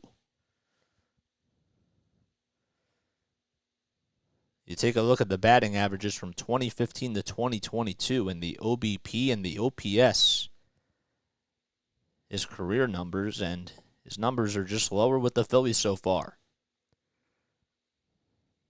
The 2-1 by Scherzer. Line drive into left center field for a base hit. Marsh rounding third, coming in to score. Canna throws it over to second base, and it's cut off. And Trea Turner's over at first as he ties this baby up on an RBI single. That pitch was a slider right at the knees. It hung in there. It was supposed to break. Alvarez wanted it to, and Scherzer left it up in the zone. And Trea got the barrel on it, and he ties this game up 2-2 on an RBI single. And that'll bring up Nick Castellanos, who homered his last time up to get the Phillies on the board. And the first pitch, line drive into left field. That'll drop in for a base hit. Turner rounding second. He's going over to third. The throw to second base is cut off again. Back-to-back singles by Trea Turner and Nick Castellanos. And the fans are on their feet as the Phillies are making some noise, and Francisco Alvarez wants to talk things over with Max Scherzer to try to calm him down. The pitching coach for the Mets is also out there to have a conversation with everybody on the infield, but the Phillies are making some noise at the bank. Just like we said, the Phillies have been able to get to Scherzer, as the 3rd time he faces his opponent's lineup, teams start to do some damage. Yeah, now that'll set the table for Bryce Harper as fans are on their feet. Boy, would they love to see a home run here. He has not hit a home run with a runner in scoring position this season. Phillies are looking to take the lead. An all-time matchup right here. Bryce Harper versus Max Scherzer. 2 former teammates battling it out. And Alvarez will go back towards the plate. Runners are at the corners. Turner's over at third. He got on with an RBI single, and after that, the first pitch to Castellanos was singled out to left. Here's Bryce Harper, first pitch, swing and a miss. It was a high fastball that was out of the strike zone. Fans standing on their feet, hoping that Bryce can try to give the Phillies the lead. No balls, 1 strike to Harper. 90 pitches by Scherzer. Still 2 outs in the bottom of the 5th. The pitch to Harper. It's in the dirt, and Alvarez had to get up as the ball got in front of him, but it didn't get too far away. 1 ball, 1 strike to Harper. He walked his first time up, fouled out over to third base on a beautiful catch by Danny Medrick. He was making his major league debut today for the Mets. 1 ball, 1 strike to Harper with runners at the corners. It's a tie ball game, 2-2. Scherzer kicks, fires the pitch. Oh, that was way up high, but it's called a strike by Brian Walsh. Fans are booing. 1 ball, 2 strikes. Hartwig is getting loosened up in the bullpen if Bryce gets on base. 1 ball, 2 strikes. Scherzer kicks, fires. That pitch is outside and high. The throw over to second base. There's actually no throw, and going over to second is Castellanos. Alvarez faked the throw, and Castellanos gets a stolen base. It's his 5th of the season, and that puts 2 runners in scoring position. And he got a really good, oh man, he actually stopped as soon as Alvarez faked the throw. There was nobody over at the bag, and he got lucky. The 2-2 pitch, swing and a miss. And Harper strikes out on a slider that was inside and low. The damage is done, though, and the Phillies have tied this game up thanks to an RBI single by Trey Turner. And we go to the top of the 6th inning. Phillies are tied 2-2 against the Mets. Oh, boy. Phillies definitely could have used that for sure. They could have used that, but I had a good highlight there on the RBI single. That was nice. Trey's been hitting the ball a lot better, man. That's good to see. All right, guys, if you're brand new to my channel, don't forget to hit that like button, hit the subscribe button as well, and hit that bell icon too, so that way you know when I upload or if I ever go live, which is what I do almost all the time here. Yes, we've been coming on almost every day for the Phillies games, and we also do 76ers basketball, Flyers hockey, and Patriots football. So I promised James that I would talk about why I like the Patriots, and it has nothing to do with the Eagles, right? You know, I don't mind the Eagles. I like Jalen Hurts. I was actually at the Devontae Smith annual softball game, and that was really nice. And I've been to Rodney McLeod's fundraisers that he has in Philadelphia for and he and his wife Erica have just done an awesome job at sneaker ball. So, but I like the Patriots because I never really got into the Eagles when I was really young, and I needed another sport to catch on to. And people at my Jewish youth group were like, Jason, we don't care what football game is on. Like, by the time you come, it's supposed to be an Eagles event, but whatever football game is on, we want you to watch it. So I'm at this couch, right? I'm hanging out with these people because they're really nice, and they're people that are in my Jewish youth group. And the Patriots happened to be on. I had, like, play practice that day. It was a whole side story, and that's why I was late. But long story short, I saw Aaron Hernandez, and his play just really drew my eyes to the team, and I really liked Rob Gronkowski. I was a big fan of Edelman, and I saw like what Bill Belichick was doing on the defensive side of things, and that's just how I got into the Patriots. So that's how my love for the Patriots began. It was a very late time, but better late than never. So Christopher Sanchez surprisingly will pitch the top of the 6th. And Brandon Nimmo comes up to the plate. First pitch, check swing, foul ball down the third base line. Sanchez with 74 pitches, the 75th one underway. Here it is. Ground ball over towards the first base side, past the diving glove of Stott in the right field. And it got underneath his glove. It's a leadoff single again by Brandon Nimmo, who now has 3 hits in the series.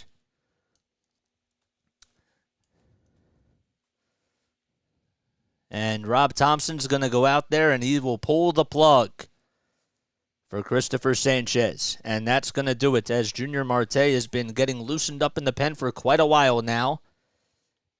And Thompson will go out there. He high-fives everybody in the infield with the glove. And Marte will make his entrance onto the field. So we have a pitching change as the Phillies and Mets will be back. James Jeffers says, I'm not one of those Eagles fans that hates the Patriots. And see, I'm not one of those Patriots fans that doesn't like the Eagles either. You know what I'm saying? I always wanted to get a custom Eagles jersey made with Brady. See, I'm not even a big Tom Brady fan, per se. Like, I respect his greatness, and I know that he is a really good quarterback, obviously. But it's a team effort. Bill Belichick did his job with his defense, right? Especially during those first 2 Super Bowls. He had some great players around him, right? Randy Moss, being one of them. And he had some other really good guys. Rob Gronkowski throughout his entire career was really good. And he also had a really nice run-oriented lineup around him. And it's no disrespect to Tom Brady, because I do respect him. And he came up really big in those big moments with 2 minutes left in the game. If the Patriots needed a drive, he would come through. But it's a team effort. And I feel like without, the weapons that he had, I feel like his career would have been different. And that's how I feel. So, yes. All right. So we have a pitch and change. Guys, if you're new to my channel, my name is Jason Joseph. This is Play-by-Play with JJ. Hit that bell icon. Hit that like button. Hit that subscribe button, too. We need 16 more subscribers to reach 600. Let's get the show on the road. Let's make sure that we do that and hit that subscribe button. I love you all so much, and I'm so happy that you guys are here with me. 51 people on here. That is awesome. If you guys would like to donate to the channel, please make sure that you check out the link that is pinned at the very top. It's the Venmo account. You guys don't have to donate, but we are trying to implement more things on this channel, and if you could support us, any type of support would be amazing. So please make sure that you visit that donation link. It's on Venmo. If you guys don't have Venmo, we also take PayPal too. So please make sure that you check out those accounts. The Venmo is pinned at the very top. The PayPal is also in the LINKTREE, okay? And that is posted down below in the live chat. So you can also go follow all the socials that are out there. How about this? Junior Marte facing Starling Marte in the top of the 6th inning. Which Marte will win the battle? That remains to be seen. 1 ball, no strikes. The pitch way up high for ball 2. Phillies were down 2-0 and have answered back. They've provided a counterpunch. Tried to take the lead in the bottom of the 5th, but could not do so. The 2-0 pitch, ground ball into left field for a base hit right through the hole, past Turner. Schwarber gets it. The throw is cut off by Turner, and it's now back-to-back singles for the Mets as Marte gets his 2nd hit of the day. Hit a solo homer back in the 1st to give the Mets a 1-0 lead at the time. Oh, boy. And Francisco Lindor will be batting on the left side. The switch hitter coming up for the first time on the left side of the plate today. Facing the righty, Junior Marte. The table is set, and the first pitch to Lindor is on the inside corner. A slider at 87 miles per hour. Did we call the poll correctly? I think so. You said that he was going to go 5 innings, so that is correct. That is correct. The 0-1. Line drive past the second baseman in the right field. Rounding third, coming in to score. Will be, staying over at third base, will be Brandon Nimmo. Nimmo, I thought, was going to come in, but then held the brakes. It's back-to-back singles, and the bases are juiced with nobody out. That's the bad news, but the good news is that a double play could be a Phillies' best friend here. The other bad news, though, well, one of the biggest Phillies killers, Pete Alonso, is up at the dish with the bases loaded and nobody out. Pitch number 1 at the knees for a called strike. Alonso does have 3 career grand slams. He's 2 for 10 with a grand slam this season with the bases loaded and 7 RBI. Mets and Phillies tied 2-2. Alonso's 0 for 2 today. Home plate umpire Brian Walsh took the mask off and now goes back behind the plate. Phillies fans in their seats, hoping that Alonso gets out here. No balls, 1 strike. Marte gets set, kicks, fires. The pitch way outside for ball 1.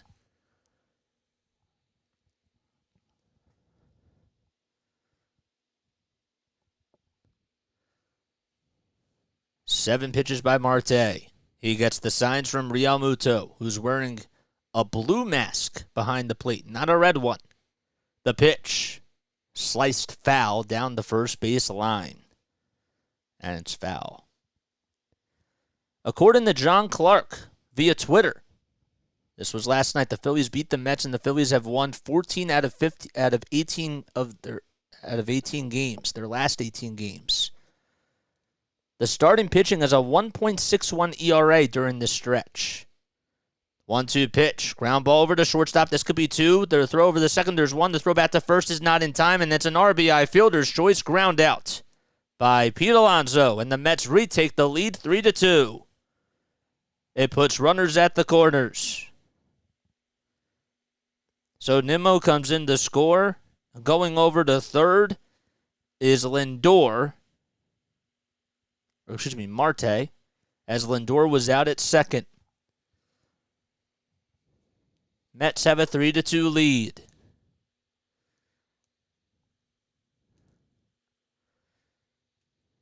And now Tommy Pham is due up. He's been a hot hitter in the month of June, as we've talked about time and time again. Phillies responded and tied the game up. Mets have an answer. Can the Phillies get out of the jam, though? They can't get out unscathed. But the first pitch to Pham is fouled off. Clark also mentioned that the 1.61 ERA over the stretch from the Phillies starting pitching has been the lowest ERA by Phillies starters over an 18-game stretch in 59 years. The 0-1. Down low for ball one.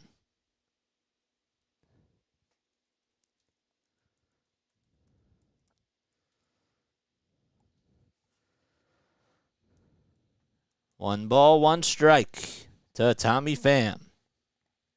The pitch by Marte. Ground ball into the hole of right field. And jogging on in to score is Starling Marte. It's now 4-2, and going over to second is Alonso. Again, Icy Buckets, no spoilers in the chat, please. No spoilers in the chat, please. I know that our audience keeps growing, so we have to try to spread the message. And here comes Caleb Cotham. So it's 4-2 New York on an RBI opposite field single by Tommy Pham. Marte has really been struggling today. And thank you for keeping that appropriate, Splinter. I appreciate that, dude. So there's a conversation on the mound. Phillies trail 4-2. I got to take a quick sip of water, guys.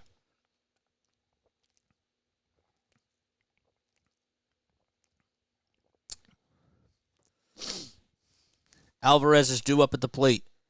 This man has a lot of power in the barrel. And lots of muscle as well. He will take a step into the batter's box with one out in the top of the sixth. The Phillies tied it 2-2, but the Mets have answered, and it's now 4-2. First pitch to Alvarez. Ground ball over to second base. This could do it. The throw over the Turner. There's one to throw back to first is just in time. A 4-6-3 double play. And the Phillies get out of the inning finally, but the Mets have a response. They scored 2 runs on an RBI fielder's choice by Alonso and an RBI single by Tommy Pham. And now we go to the bottom of the 6th inning. Phillies down 4-2. Okay. I'm going to take one more step off really quickly here, guys, but I will be right back. Please make sure that you hit that thumbs up button, like, and subscribe. I'll be back.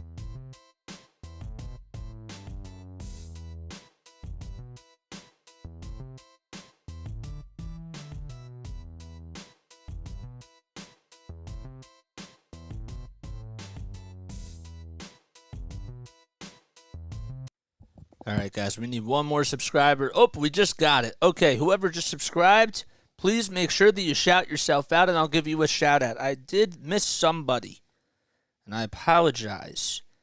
I missed God has the last word. He's subscribed to my channel, or she's subscribed to my channel. God has the last word. Thank you. That was about an hour ago. Thank you so much, God has the last word. That's a cool username, by the way. All right, also hit that thumbs up button. We need 5 more likes to reach 40. Oh, we just got 2 more subscribers. Thank you. I really appreciate it. Shout yourself out, man. Max Scherzer is going out there for his 6th inning of work. 94 pitches in 5 innings. He's allowed 2 earned runs and has 7 Ks. He'll have to face JT to lead things off. Pitch number 1, just below the knees.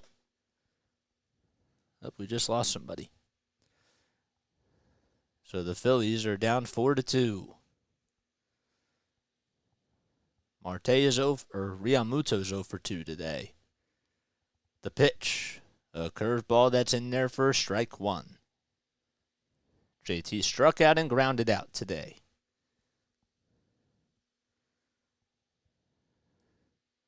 One ball, one strike. The pitch, fouled back towards the screen.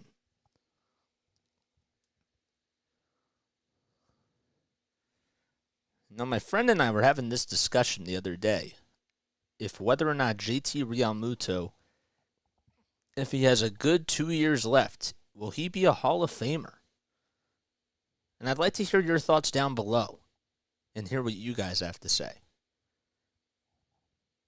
1 ball, 2 strikes. The pitch, just below the knees. Scherzer wanted the call but did not get it. And JT had a good eye there. That was also a good call by Brian Walsh behind the plate, too. Got to give him some flowers. The 2-2 delivery, swing and a miss. He went with the same pitch that he threw previously, and it's the 8th strikeout of the day. In the bottom of the 6th inning. All right, so Larry says no, and I'm curious to know why. Because JT has already won a Gold Glove 3 times. Right, he's hit for the cycle.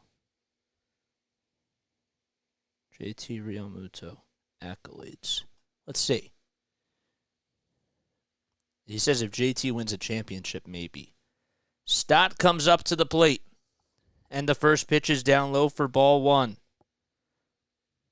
If Stott gets on, then the tying run will come up to the plate.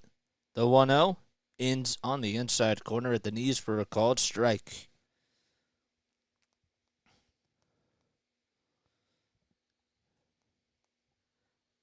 One ball, one strike. 101 pitches by Max Scherzer. The pitch to Stott on the outside corner, a curveball at the knees for a called strike.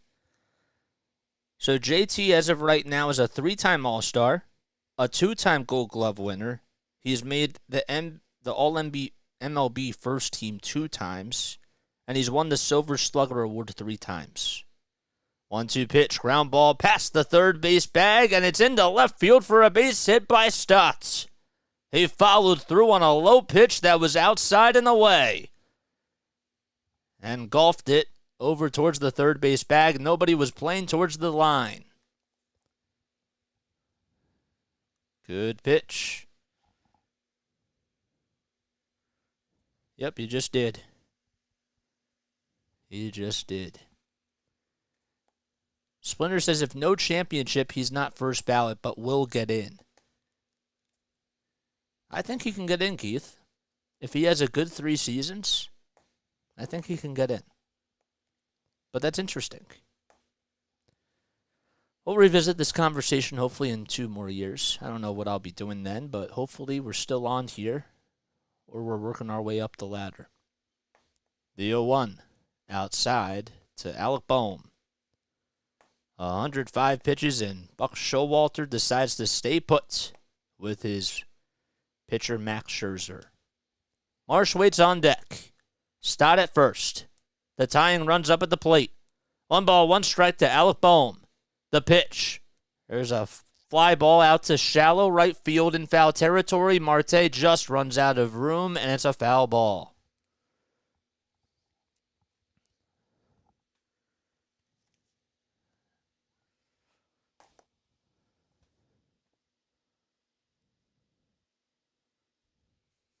Bohm steps back into the batter's box.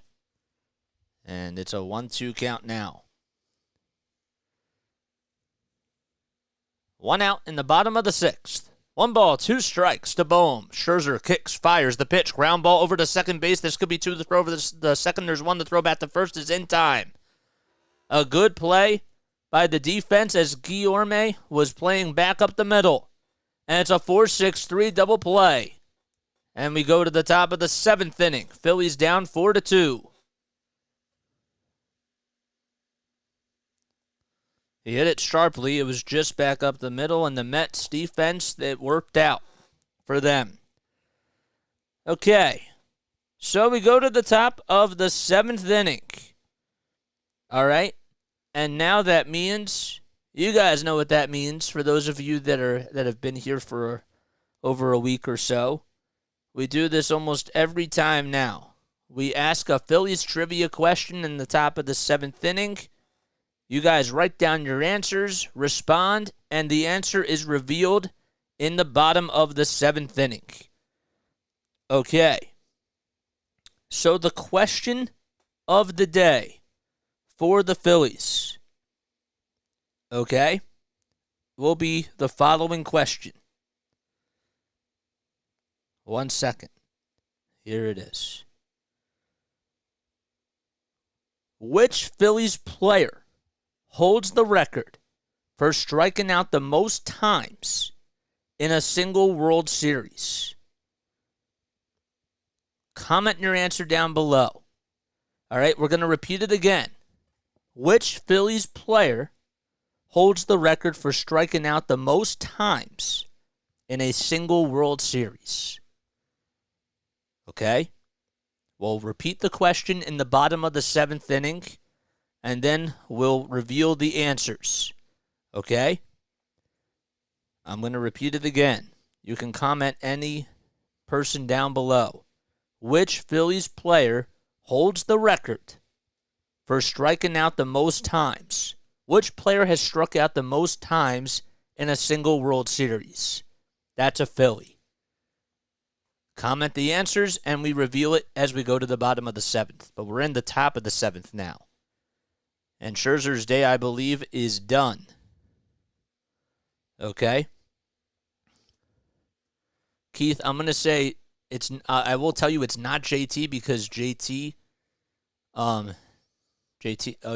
did make it to a World Series. Okay, but it's not JT. That's the only thing I'm going to say. Okay? It's not JT. So there is a hint. I don't usually do that. Matt Strahm will go out there for the top of the 7th inning for the Phillies. All right, it's no balls, 1 strike to Mark Canha. It'll be Canha, Guillorme, and Mendrick that come out. The 0-1. It's a fastball taken all the way for a called strike at the knees. It's 0-2 in the top of the 7th inning.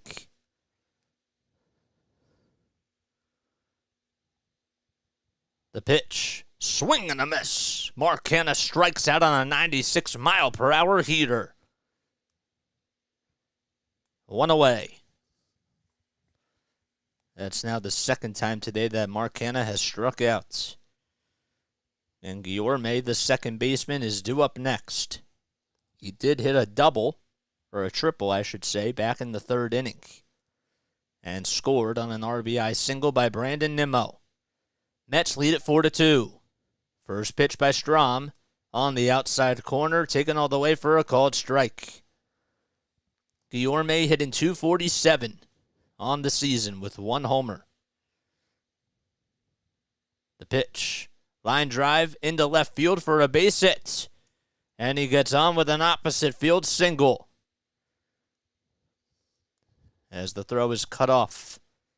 Play was made out in left field by Schwarber as he fielded it on a hop.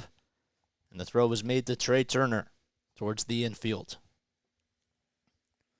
the second hit of the ball game for Luis Guillorme, and he's aboard again. Danny Mendrick will step up to the dish. Matt Strahm, the former San Diego Padre, wearing a Phillies uniform. First pitch fouled off.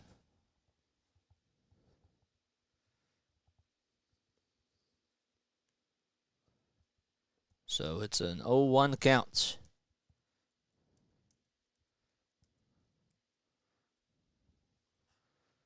No balls, one strike. The pitch outside and high for ball one. Strahm signed a 2-year, $15 million contract with the Phillies during the offseason, so he's getting paid $7.5 million this year and next year. The 1-1. Line drive, foul down the third base line, and it goes towards the dugout. So Mendrick is looking for his first major league hit, as he's 0 for 2 in his MLB debut for the New York Mets.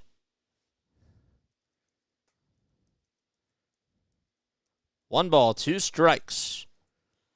One out in the top of the seventh, and a runner over at first. The pitch by Strahm. Pop up, out to center field. Marsh stands back and makes the catch, and Guillorme has to jog back to first. And Kendrick is now 0 for 3. 2 gone. And we flip the lineup card for the 4th time today as Nimmo comes back up.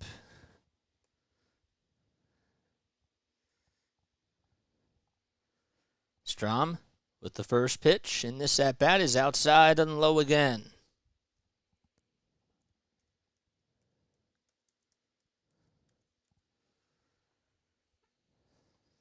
Two away in the top of the 7th as we are approaching the 6 o'clock hour on the East Coast.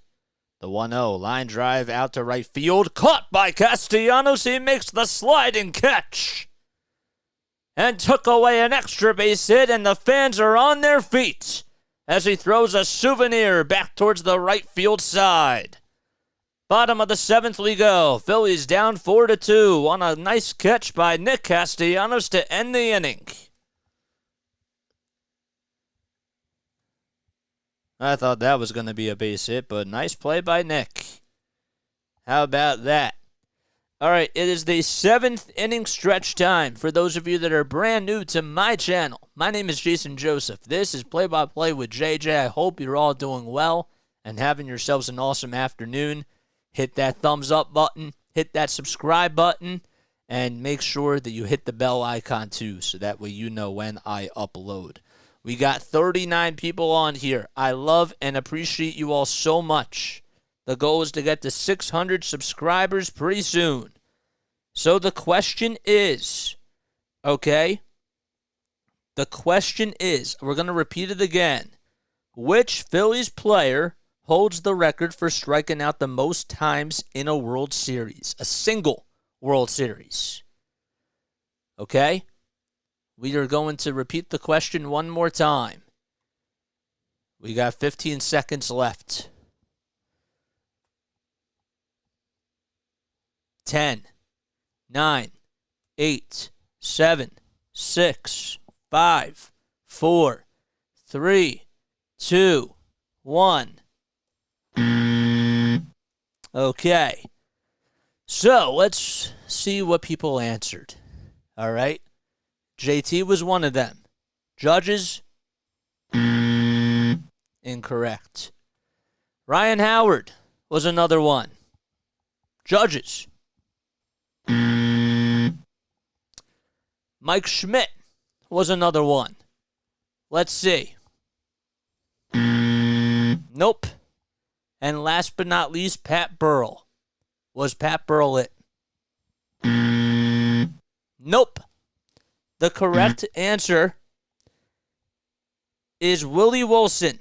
He struck out 12 times in the 1980 World Series. Oh my gosh. I read that wrong. Ryan Ryan Howard was the right answer. Wow. That was right.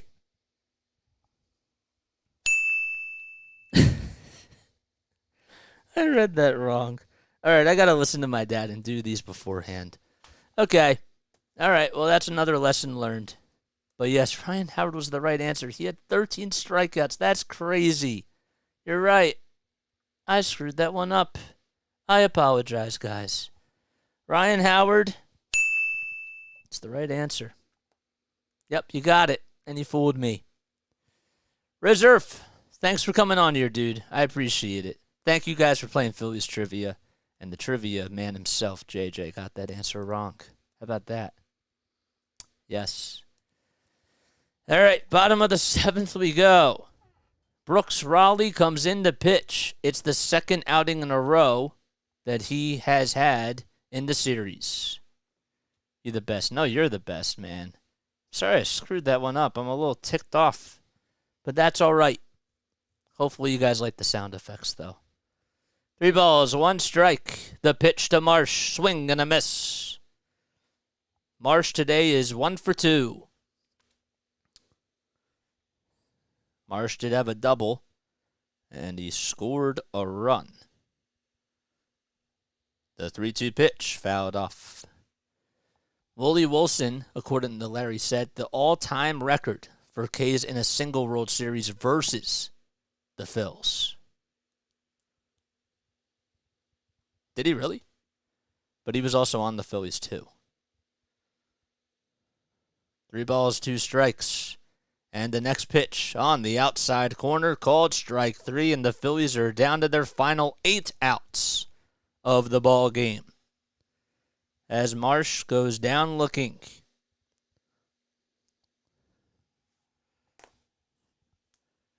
Oh, man. Yes, he was. The answer literally said that Willie Wilson struck out 12 times in the 1980 World Series. Oh, but was he on the Phillies? No, I guess not. Huh.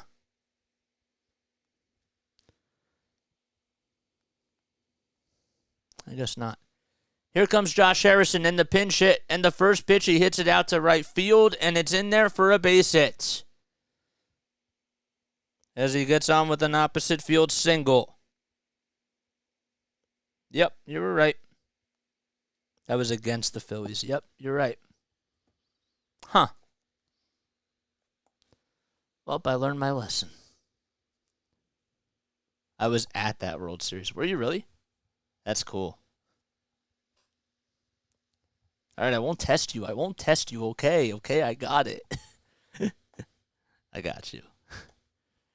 That's really sick, though. All right, so Kyle Schwarber due up, representing the tying run. Got a little bit carried away with that. So Josh Harrison came in the pinch hit for Cody Clemens, and he got on with an opposite field single. Schwarber with 1 swing of the bat could tie this baby up again. The second pitch is outside and low. Kyle is 0 for 3. He has struck out looking all 3 times. Some of them were on controversial calls, though. Have to be fair. 1-1 to Schwarber with 1 out. The pitch. Fly ball out to right field. It's not that deep, though. Marte tracks it down and makes the catch. And Harrison goes back to first.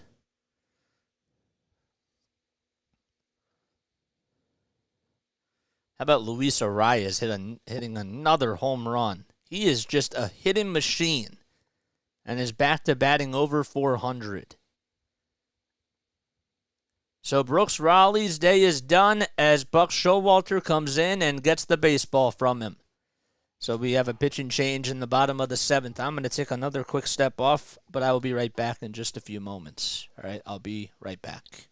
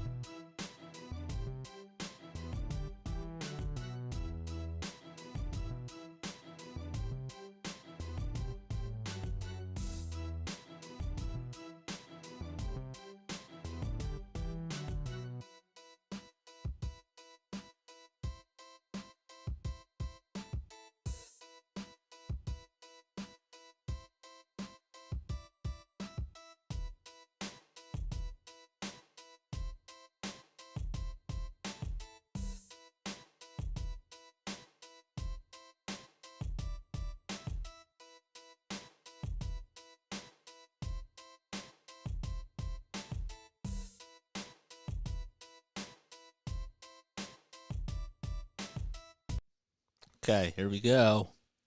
Trey Turner comes up, and he will face Adam Ottavino as he comes in to set things up, and will most likely, if he gets out of this inning, will probably pitch the 8th too. Turner's 1 for 3 today. In 32 games, he's 0-3 with a 3.86 ERA and 5 of 6 save opportunities. The throw back over to first almost got away to Alonso and stays right in front of it.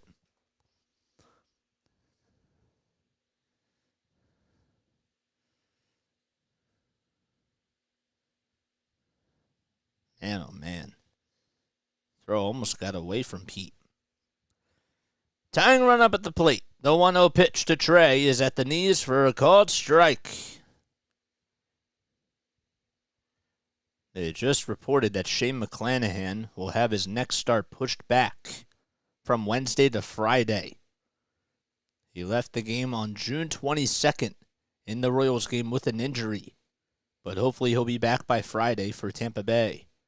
The 1-1 pitch, ground ball, foul down the third base line.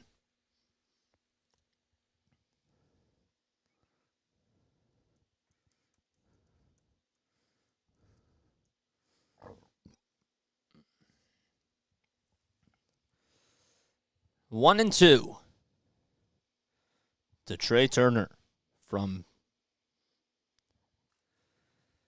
Florida. The pitch to Trey, outside and low for ball 2. We got 42 people on here. I appreciate all the love and the support. Castellanos waits on deck. Turner tied the game back in the 5th inning. At that time, it was 2-2. They now trail 4-2, the Phillies. The pitch, outside and low. It gets past Alvarez. Going over to second base on the wild pitch is Josh Harrison. And if Turner can get on here, that would be absolutely huge. If he gets a base hit, it could be a 4-3 game. So another big spot for the Phillies. Phillies lost last night 5-1 against the Mets. Payoff pitch by Ottavino coming up. Here it is. Swing and a miss. And Turner strikes out. And we go to the top of the 8th. Phillies down 4-2. Guys, no spoilers, please. This is like the 3rd time I've said that, man. I'm really, trying to... I want you guys to stay on here, but, you guys aren't following the rules, man. No spoilers. Keith, I'm going to warn you. That's the first time I think I've warned you, so... No spoilers. Keith.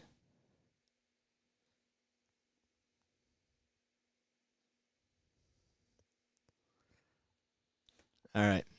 If you guys are new to my channel, though, please make sure that you like, please make sure that you subscribe, and hit that notification bell icon, too, so that way you know when I upload.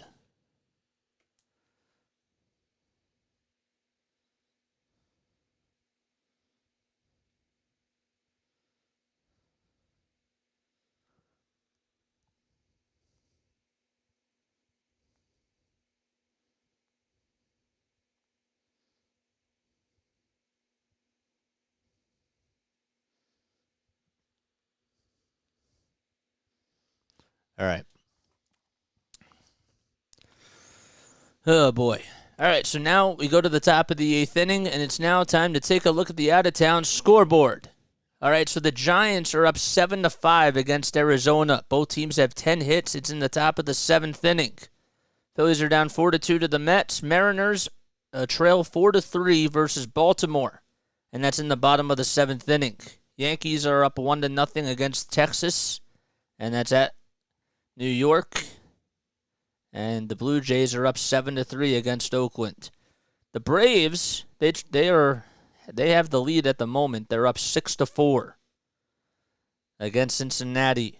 The White Sox and the Red Sox taking on one another. White Sox are up 4-3 in Chicago, and the Royals are destroying the Tampa Bay Rays. It's 9-4 as they're in the bottom of the 8th. And the Guardians, they're up 3-2 against Milwaukee. Marlins have a 2-1 lead against Pittsburgh. And those are all your scores. The only final score that we have is that the Cubs beat the Cardinals 9-1. Jeff Hoffman comes into the game for Philadelphia as we go to the top of the 8th inning.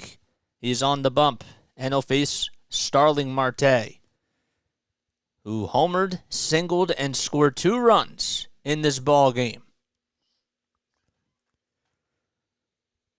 No balls, 1 strike. The pitch, swing and a miss.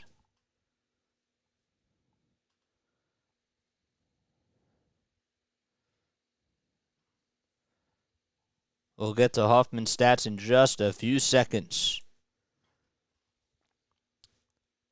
0-2. The pitch, outside and low for ball 1.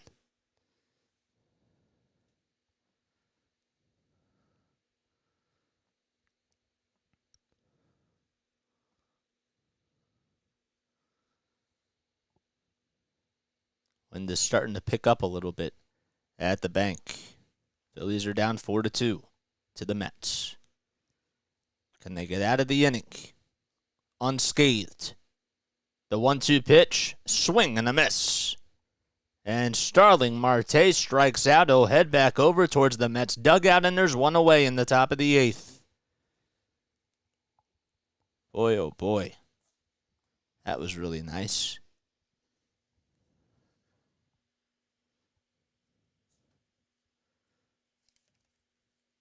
Good job to get the first out of the inning. Yeah, you got to watch out for those Giants. For sure. You do. You have to watch those Giants.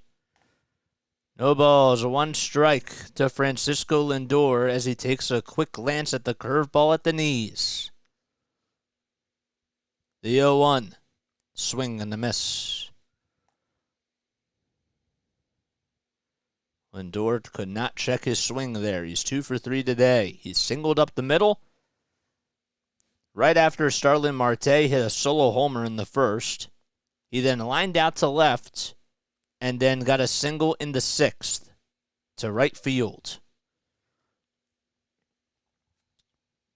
0-2 to Lindor. Hoffman kicks, fires the pitch. Slider as it was down low and in the dirt.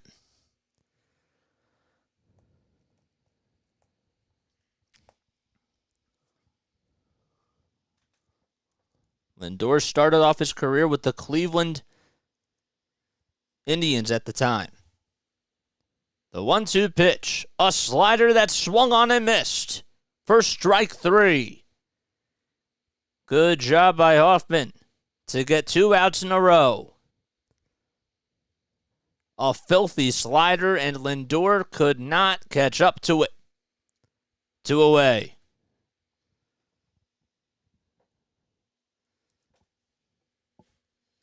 And that brings up Pete Alonso. And he swings and taps the first pitch down the third base line. It's a fair ball. To throw over to first, though, is not in time. It was ruled as a fair ball, I believe. But now they say it's a foul ball. So Josh Harrison goes over to third base. And over at first now is Bohm. Nope, it's a foul ball. That is definitely a foul ball. Okay. His throw was way off the line, though. Thankfully, it was foul. Alonso up at the plate. He's 0 for 3 today. No balls, 1 strike. Hoffman kicks, fires the pitch. Outside and low for ball 1. Hoffman this season has a 3.52 ERA, 20 Ks, and 15.1 innings of work. The pitch popped up out to shallow left field, not that deep. Schwarber running in towards the plate, and he grabs onto it and makes the catch. And the side is retired. Bottom of the 8th we go. Phillies trail 4-2 against the Citi Field Mets. at Citizens Bank Park.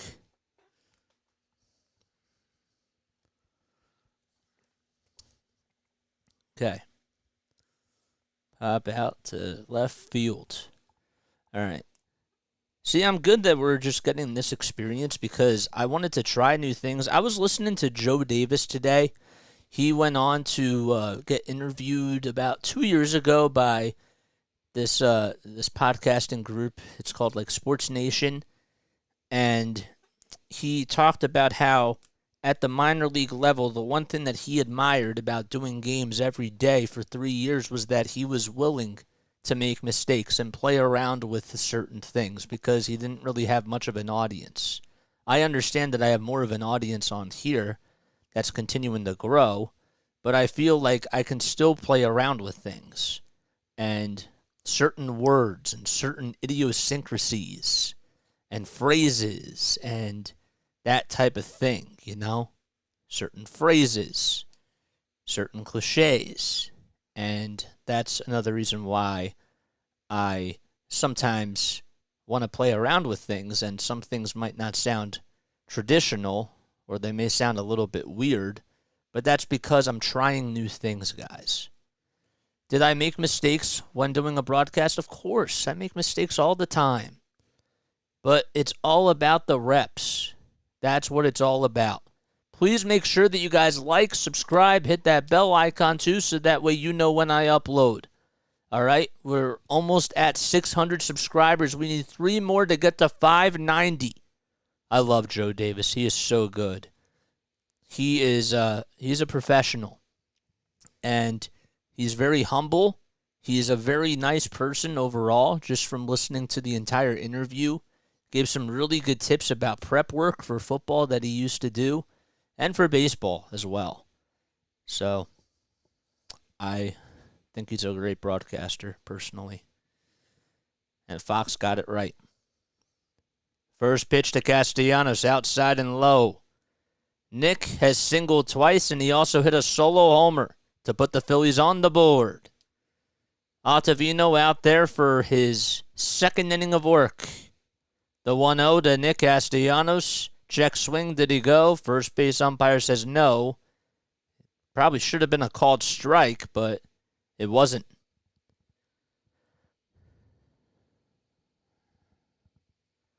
Two balls, no strikes to Nick Castellanos.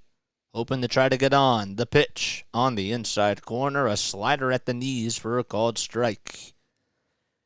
The former Philly, David Robertson, is warming up in the bullpen, as he'll try to get a save if the opportunity comes in the 9th. The pitch outside and high for ball 3. Robertson started off his career with the New York Yankees, as they have a 1-0 lead against the Rangers. On deck is Harper. 3-1 to Castellanos. The pitch inside and high, and Castellanos draws a leadoff walk. And fans are starting to get loud again as Bryce Harper comes up to the plate.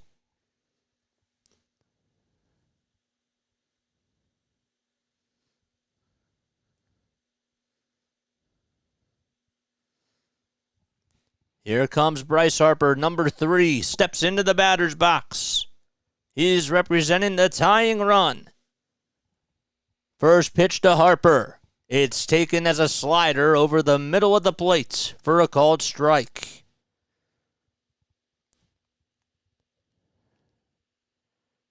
Phillies are trying to tie this game up as Harper's 0 for 3 today.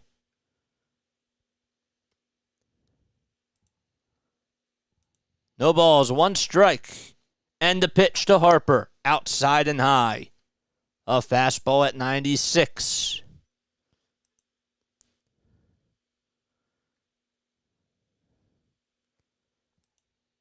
Fans looking to erupt, and this stadium looking to explode. 1 ball, 1 strike. The pitch to Harper. Ground ball foul down the first base line. And it goes towards the dugout.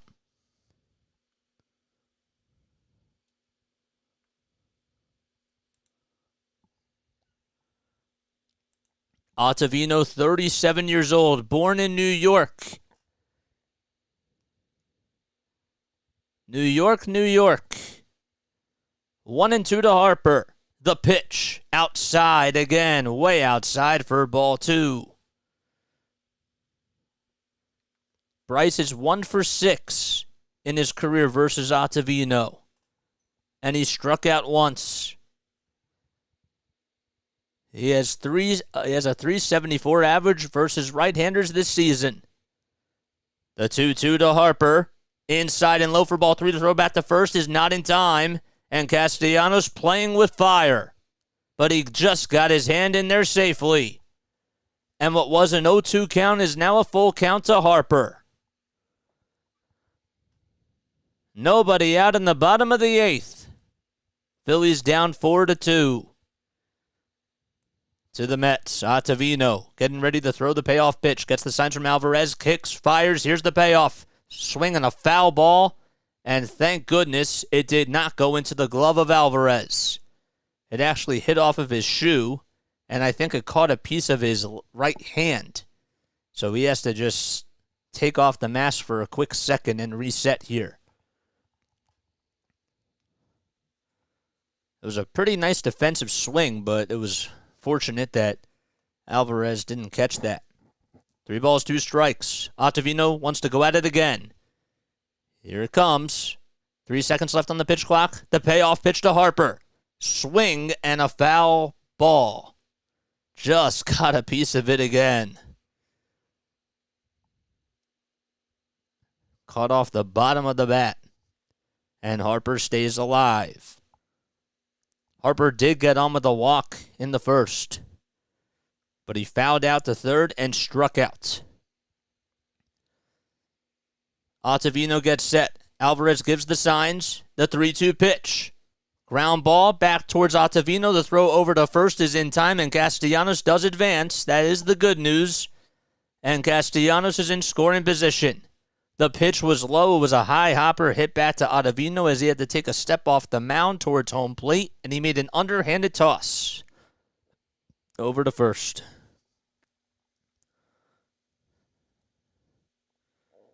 And now JT will step up into the batter's box. Alvarez will go out there and try to calm Ottavino down. 6:26 p.m. Eastern Time on the East Coast. If you guys have not done so already, please make sure that you like and subscribe and hit that bell icon so that way you know when I upload. 47 people on here. Time was called. The Knicks just declined to sign Derrick Rose's $15.6 million option, and he'll become an unrestricted free agent. Only played in 26 games last year, so that is breaking news. How about that? JT Realmuto comes up. Castellanos at second. He's leading off the bag. He's about 3 steps away from the bag. First pitch to JT. Down low and outside.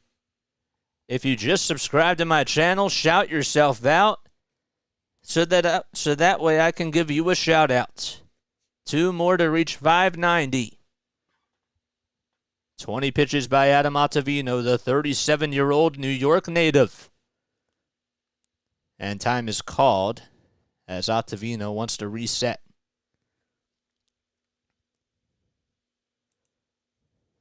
His career started with the St. Louis Cardinals back in 2010. And he played with the Rockies for 6 seasons. The 1-0 pitch. Ground ball foul. Thanks for the subscription. Yeah, thank you. Thank you. Pot Mat Pressure Washing. Thank you. I really appreciate it. 1 ball, 1 strike as the pitch was fouled off. 4 seconds left on the pitch clock. Ottavino looks back at second base to keep Castellanos in check. The 1-1 pitch. Outside again. A slider. It was way off the plate. JT has not homered this season with a runner in scoring position, but he does have 18 RBI. And he's hitting just a $185 in that scenario. 2 balls, 1 strike to JT. The pitch. Ground ball fouled. It was a hopper hit over towards the third base side. And Dusty Wathan gets it and throws it back towards the dugout. From Tennessee, love the Mets. Well, I appreciate you for being on here. We call almost every single Phillies game, but we try to give everybody the love and the support that they deserve. And the respect as well. Phillies 39-36 coming into today. Mets 34-41. Mets have the lead 4-2. 2 balls, 2 strikes in the bottom of the 8th. 1 out, a runner at second. The pitch. JT, did he go? Third base umpire says no. First base umpire, Eric Backus. JT just held his swing. The pitch was outside and low. Let's see, though. Yep, he just held it up. Good call. Stott waits on deck. Another payoff pitch coming up. The 3-2 to JT. Fouled off. Oh, man. Just went in and out of the glove of Alvarez. Oh, my gosh. And JT will stay alive.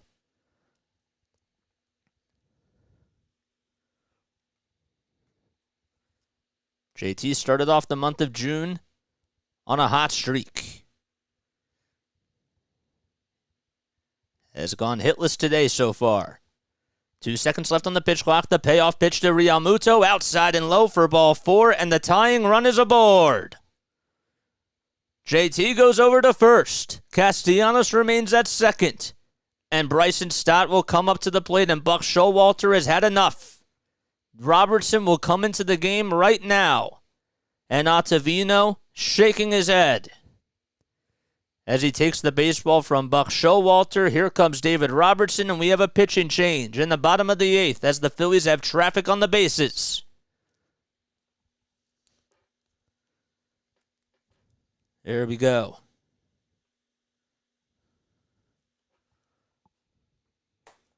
Nashville going to get a team. Hopefully, that would be really cool. That would be really, really awesome. Oh, boy.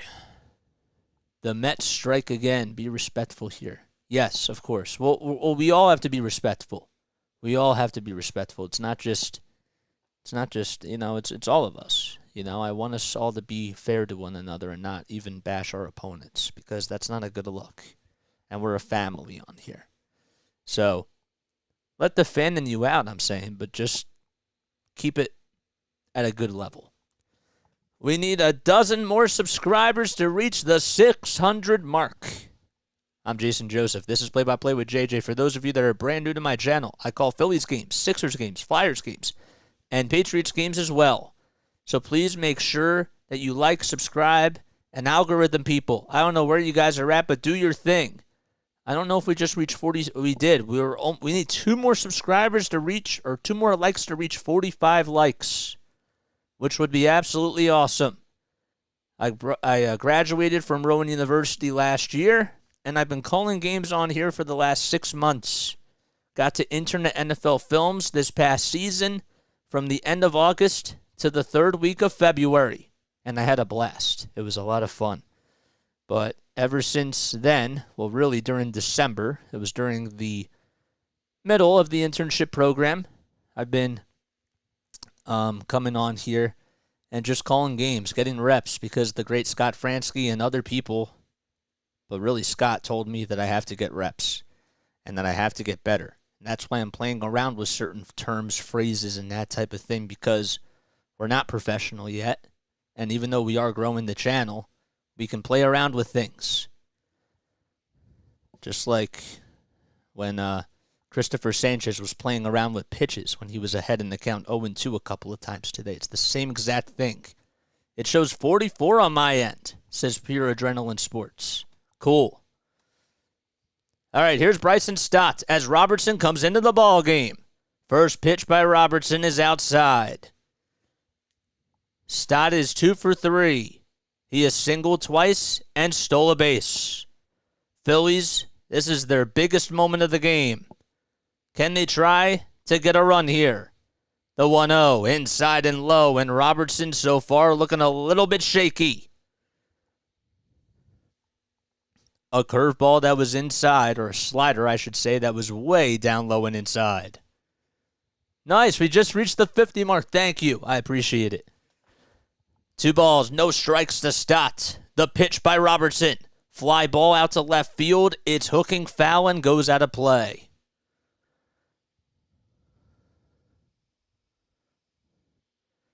Stott was drafted in the 2019 draft, along with Corbin Carroll. 2 balls, 1 strike. The pitch to Stott, fouled off again. A defensive swing. It looked like it was a little bit up high, but not by much. Walsh could have called that a strike anyways. 1 out in the bottom of the 8th. Phillies have runners at first and second base. Realmuto at first, Castellanos at second. 2-2. The pitch. Line drive, foul down the left field line.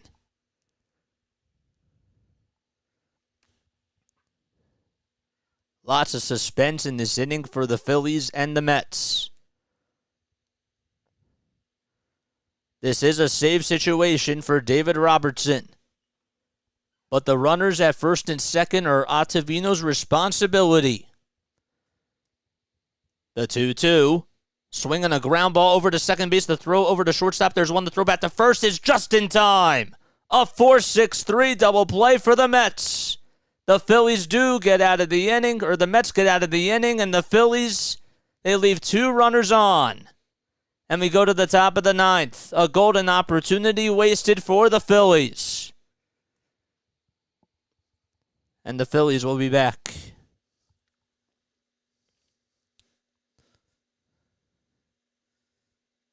Wow. That was a good pitch. Wow. That was a good pitch.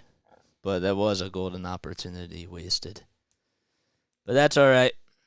Hope you guys are doing well, though. I really appreciate you all so much for being on here. You guys are the best. Cheers to each and every one of you for being here.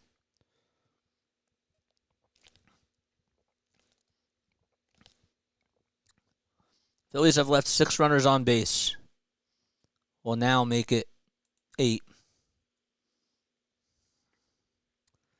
8 runners left on base, right? It's no 7. Okay. If we're a family, does that mean I'm now related to all those baseball players that Larry married? Oh my gosh, $5. Come on, man. You're funny. I know. I know you're funny. What's up, JP27? Thanks for coming on here. I really appreciate it. Guys, if you're brand new to my channel, please make sure you like and subscribe. Algorithm people, where you guys at? Do your thing. You guys know what the drill is. I give you this content for free. Best thing that you can do to support the channel is support the channel by subscribing and hitting that thumbs up button. All right, 44 likes. We need 1 more to reach 50. Or 1 more to reach 45 and 6 more to reach 50. Who were the Blue Rocks? They're the high A affiliate of the Washington Nationals. That's who I called games for, so that was really nice. Dylan Covey will come in for the 9th inning. Wow. Interesting move by Rob Thompson. I'm sure that there's going to be questions about that after the game. Covey in 7 games has a 1-2 record. And we'll get to more of his stats once this loads. Phillies won 5-1 in last night's game, but they trail 4-2 as we go to the top of the 9th. First pitch to Tommy Pham is on the outside corner for a called strike. It is 6:38 p.m. Eastern Time. We've been doing this for 2.5 hours. The pitch. Swing and a miss. Well, Gabe, at the time it was 6. So, at the time it was 6. First time viewer and a new sub. Great show, JJ. Thank you, Rick. I appreciate it. I really do. This is what we do. We try to come on for almost every Phillies game. And Sixers, Flyers, and Patriots content. That's what we do. The pitch. Inside and high for ball 1. Covey not wasting any time, though. The 1-2 pitch. Oh, boy. He wanted that call. It was just a hair off the plate.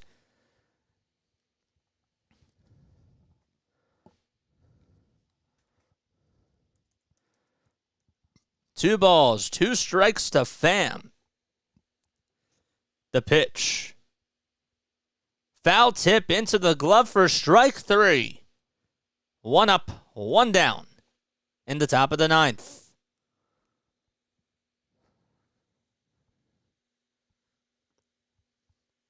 Well, you certainly liked the fastball that he threw there.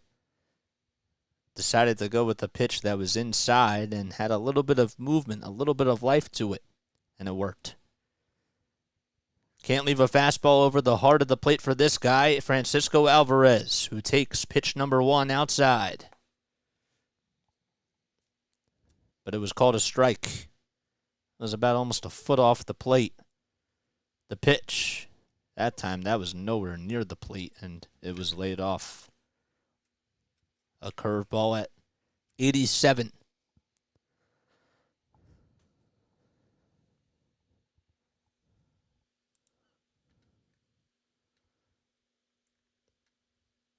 Alvarez is 3rd on the team in homers.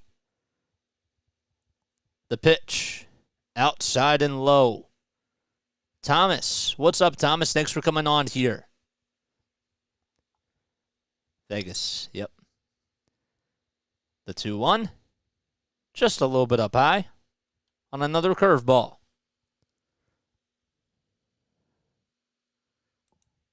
Mark Canha in the on-deck circle. Alvarez, 21 years old. He's 5'10". The pitch, outside and low. And Alvarez draws a 1-out walk.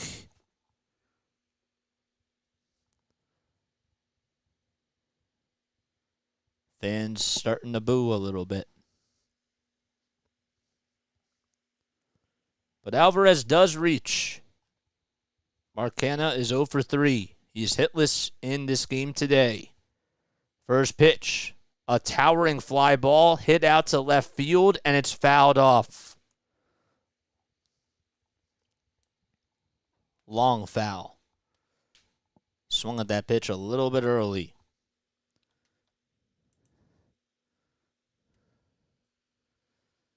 Canha has 190 at-bats coming into this game.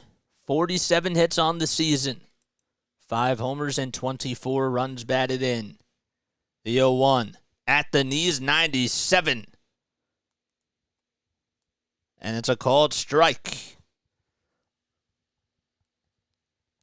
It was probably the fastest pitch that he's thrown today. 12 pitches by Covey in the 9th. Mets have a runner on, and they lead it 4-2. With 1 out. 0-2 to Canha. Covey fires the pitch outside and off the plate.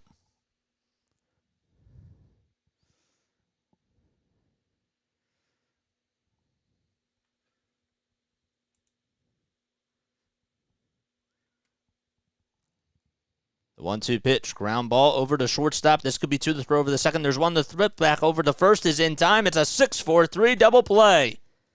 Canha came into the at-bat. He was 0 for 1 against Dylan Covey and is now 0 for 2 lifetime. We go to the bottom of the 9th. Last chance for the Phillies as Bohm, Marsh, and Harrison are due up. And if it goes any further than that, then we will flip the lineup card. Robertson will go in to pitch the 9th when we return. 6-4-3 double play. Okay, guys, last time before we go to the bottom of the 9th. Make sure that you hit the like button and hit that subscribe button too. so that way you know when I upload and whenever I go live. We need 2 more to reach 590 subscribers. And please hit that thumbs up button. We got to get to 50 likes. We're at 46 right now. The last time I checked. Well, that was the last time that Gabe checked. I was at 44 last time I checked. We got 42 people on here.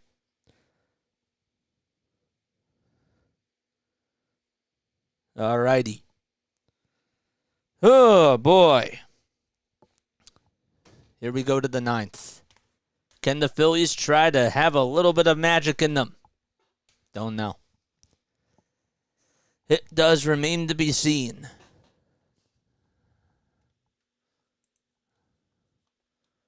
Okay, let's go to this. And let's go to this. Okay. Stott should have been lead off today. I can't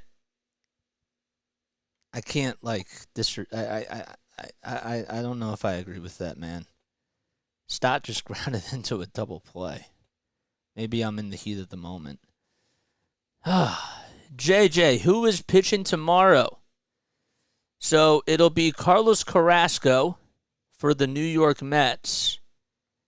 And for the Phillies tomorrow, it should be Ranger, I believe. I'm double checking that right now as we speak. Alec Bohm will lead off the 9th. It'll actually be Zach Wheeler on the mound. So I was wrong.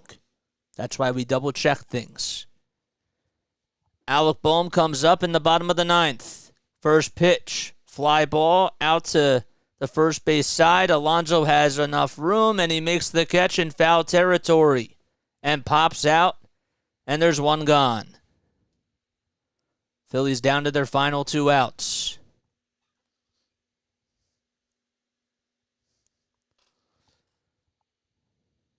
Not a good day for the Phillies. Robertson out there for his 2nd inning of work, trying to get another save.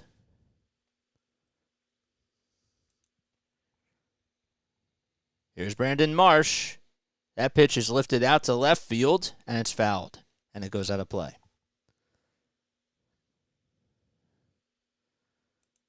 Mets are looking to go 35-41. The Braves, they are up 7-4 against the Reds.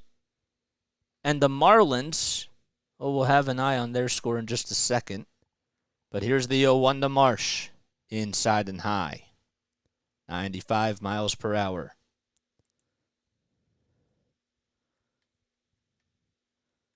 The Marlins are tied 2-2 against the Pirates. It's in extra innings. The 1-1 pitch. Good take by Brandon Marsh as he lays it off on an inside and low pitch. The Phillies have left 7 runners on base. Can they try to get another runner on base and cash him in? The 2-1. Line drive back up the middle for a base hit. And the ball goes all the way to Marte. Marsh will pump the brakes, and he gets over to first. Another base hit for Brandon Marsh, who's been a hitting machine. And the tying run is coming up. It'll be Josh Harrison, who got a single his last time up when he pinch hit for Cody Clemens. On deck is Kyle Schwarber. Harrison hitting .222 with 1 homer and 8 runs batted in. 1 out in the bottom of the 9th. A runner at first. The first pitch to Harrison is fouled off down the right field side. And it goes out of play. 12 pitches by Robertson.